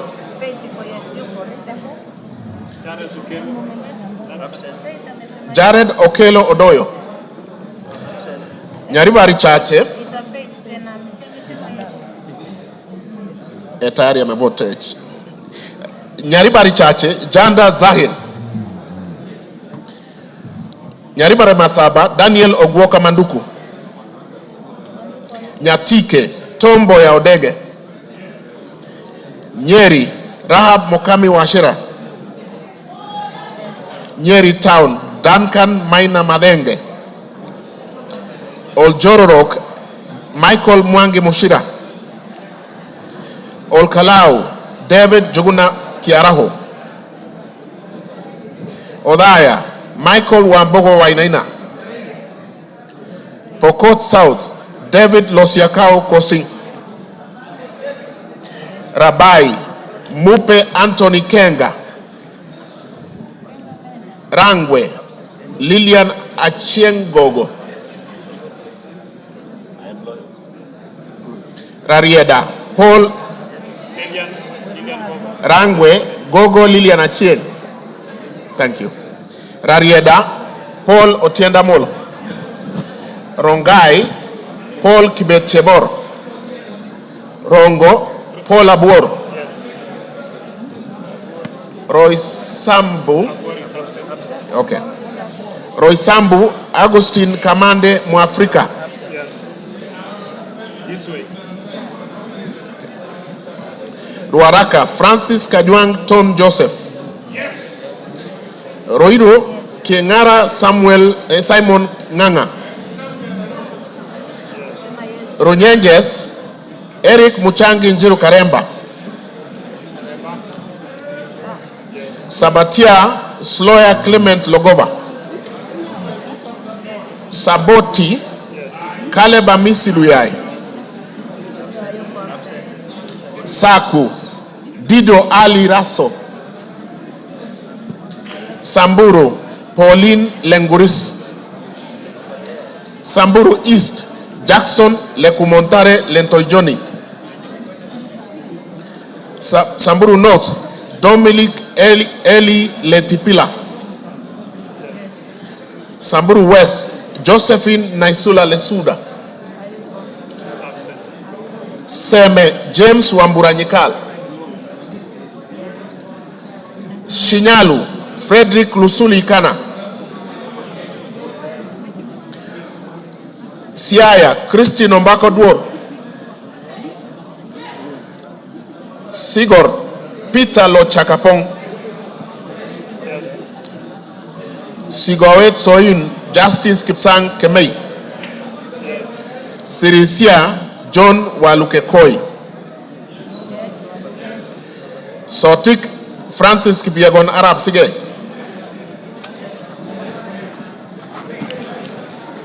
South Menti, Dr. Shadrach Mwiti Irenji.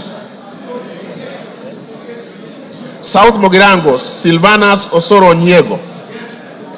Soy, David Kiplagat. Starehe, Mwago Amos Maina. Suba North, Millie Grace Akoto Diambo. Suba South, Karoli Omondi. Subukia, Samuel Kinudia Gashobe. Suna East, Muhammad Junet Sheikh Nu. Suna West, Peter Francis Masara. Okay. Taita Taveta, Lydia Haika Mnene Mizige.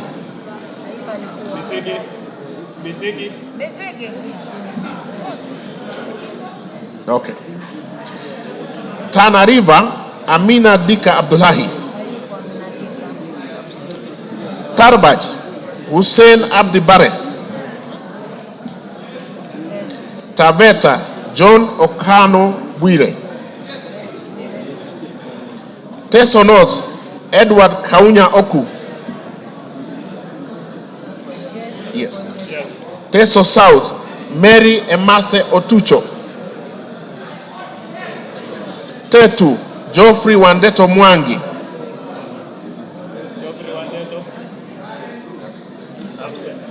Tharaka, George Getonga Murugara. Tharakanithi, Susan Ngugenduyo. Thika Town, Alice Wamboi Nganga. Tiati, William Kamket Kasait. Tigania East, Lawrence Puruaburi. Tigania West, John Kanyudia Mutunga. Tinderet Julius Melik Biwot. Tongaren John Murumba Chikati.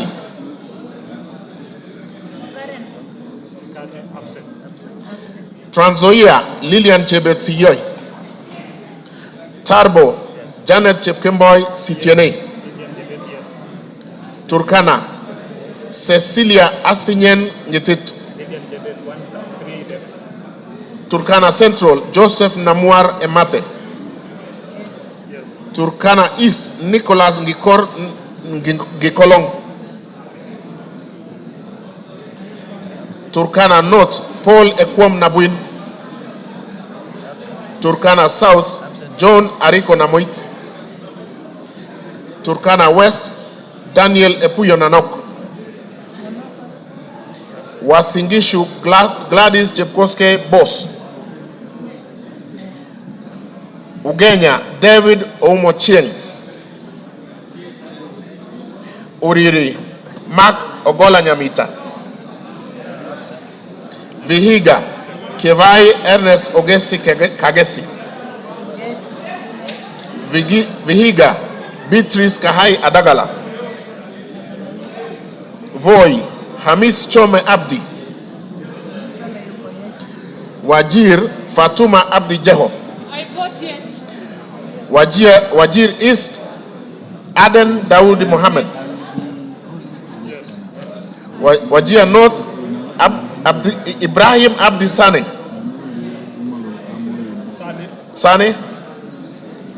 Wajir South Mohammed Aden Ado. Wajir West Yusuf Mohammed Farah. Webuye East Martin Pepela Wanyonyi.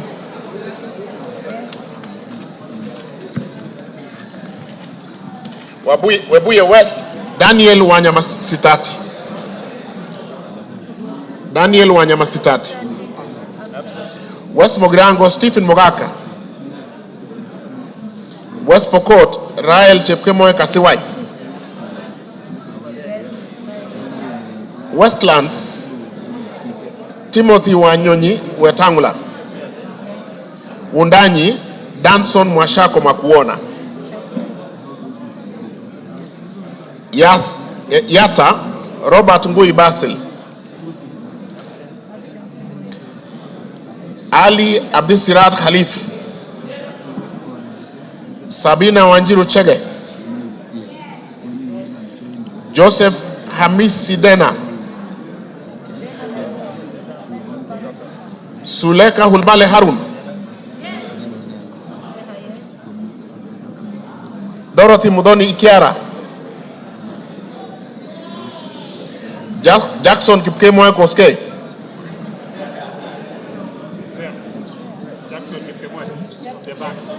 Jackson Kipkemoe Koske. Irene Nyakerario Mayaka. Umulher Harun Muhammad. Teresia Wanjiro Mwangi. Abubakar Ahmed Talib.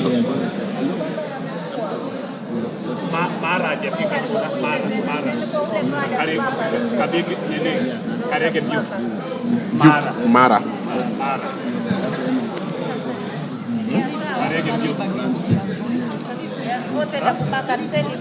Yeah. Yes, America, yes. Yeah. Okay. And Mara.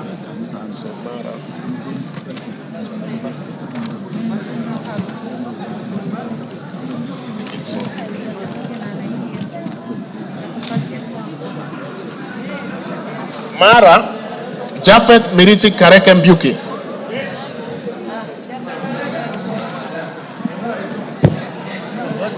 Okay, we are done. Yeah. Order, members. Is there any member who has order, Kiborek? Order. Is there any member who has not had his or her name?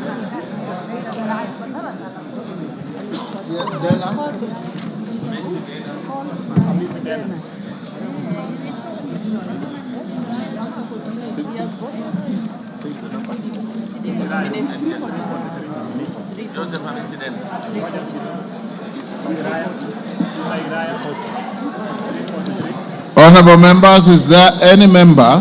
Yes. Yes. Joseph Wainaina Iraya.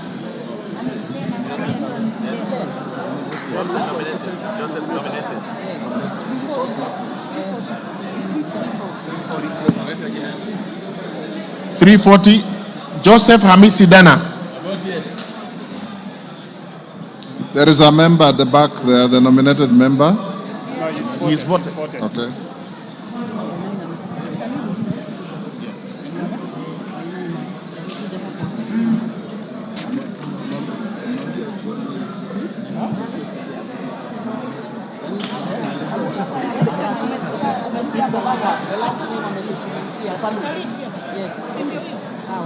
Honorable members, order, honorable members, is there any member who has not been called out on the roll call? No member.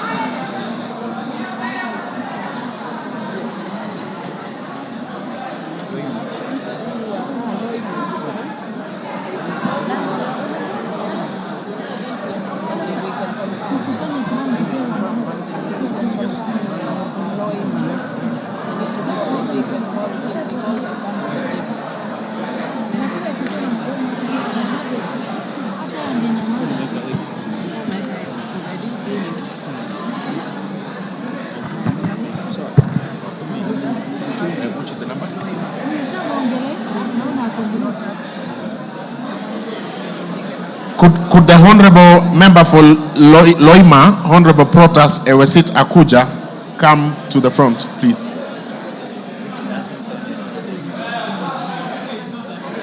Thank you.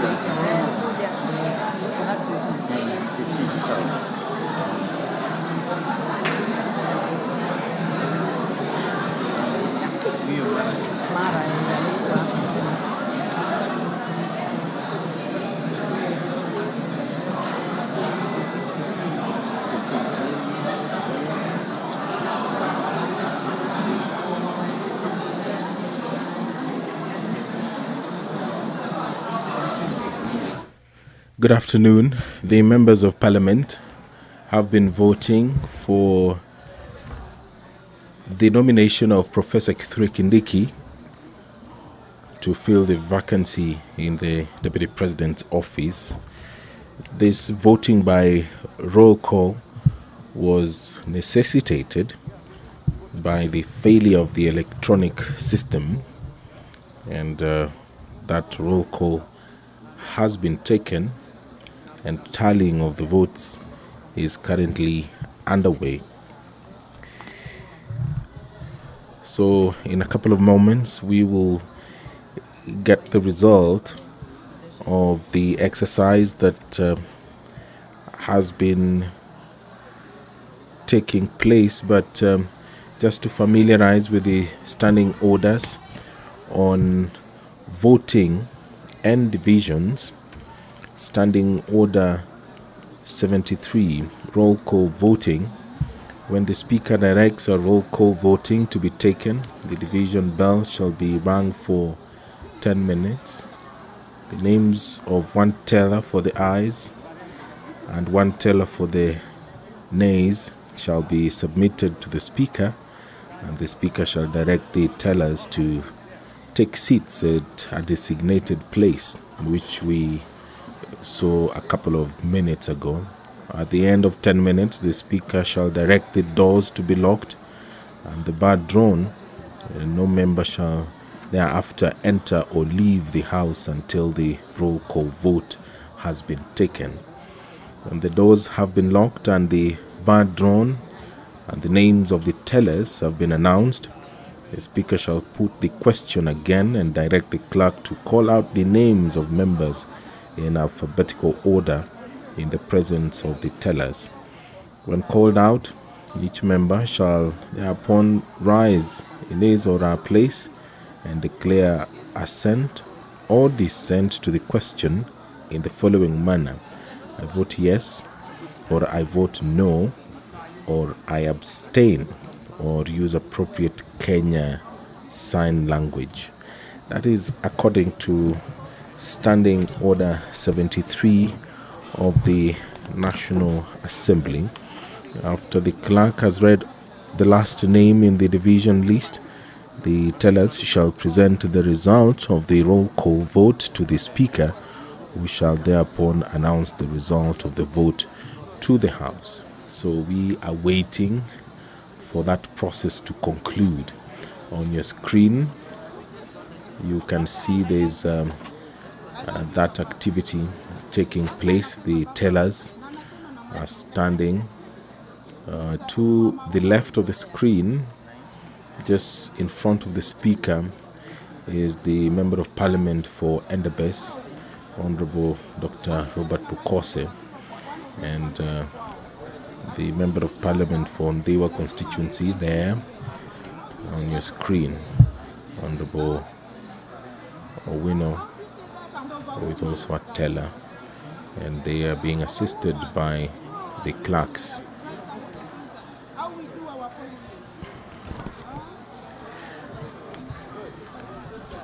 Standing Order 71 of the National Assembly talks about technical failure, confusion or error occurring, which we did see some minutes ago.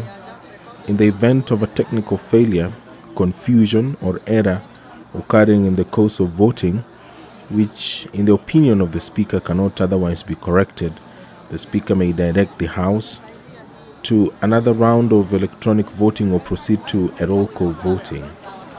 And all that we have seen today during this historic exercise for the National Assembly, where they are considering the nomination of Professor Kithure Kindiki, EGH, to fill the vacancy in the Deputy President's office. The professor currently serves as the Cabinet Secretary for Interior and National Administration, a role he has held since October 2022. But there was a brief moment between July 11th, 2024 and August 8th, 2024, when His Excellency the President dissolved his cabinet. But the former senator for Tharaka Nithi County was reappointed to the very docket that he had served, and is currently serving the country in that capacity as the Cabinet Secretary for Interior. We will see the decision that is taken by the National Assembly this afternoon.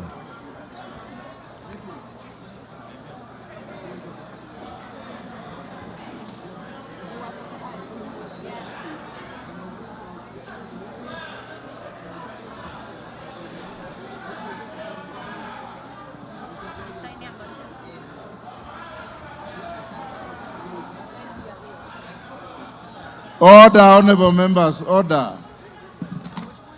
Members, take your seats. Take your seats. Take your seats. Jane Kagiri, take your seats. Take your seats, members. Karemba, take your seats. Ruku. Take your seats.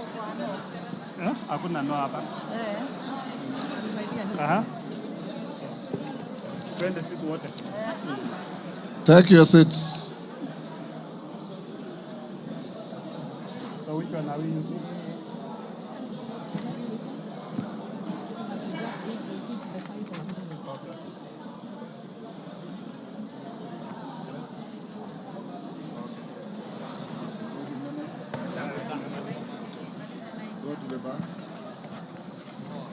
Tell us, go to the bar.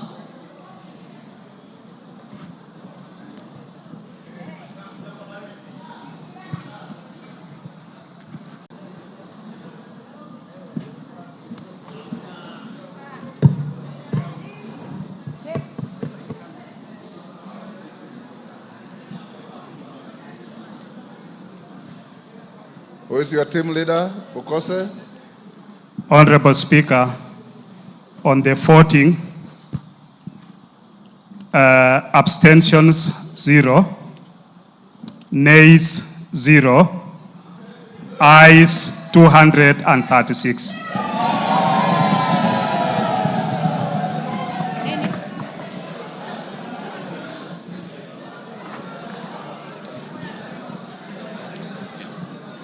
You have signed to the...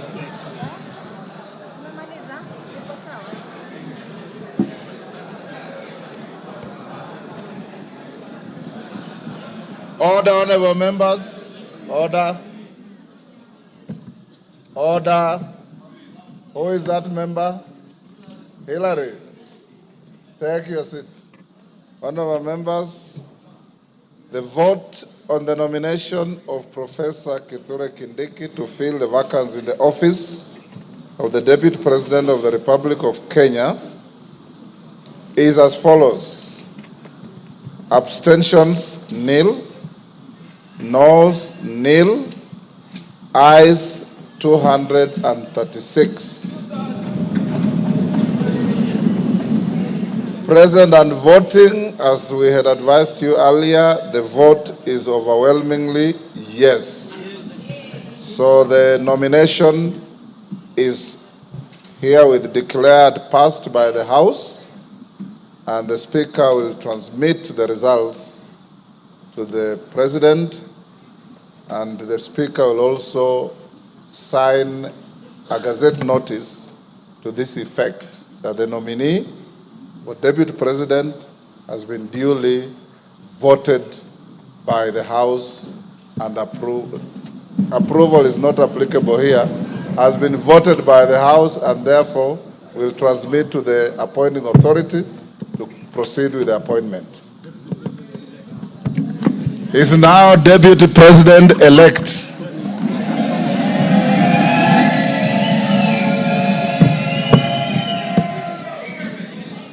Members, having finished on the issue of the Deputy President-elect.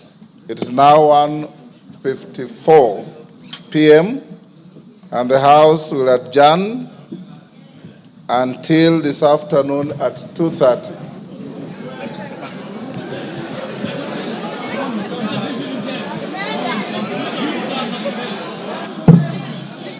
Order.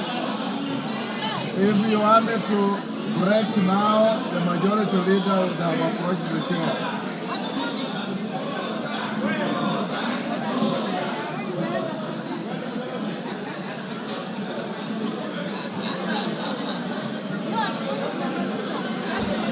You've been watching the proceedings in the National Assembly, where the House has voted for the nominee to fill the position of Deputy President, and that is Professor Kithure Kindiki. That message will be transmitted to the President and the Speaker of the National Assembly.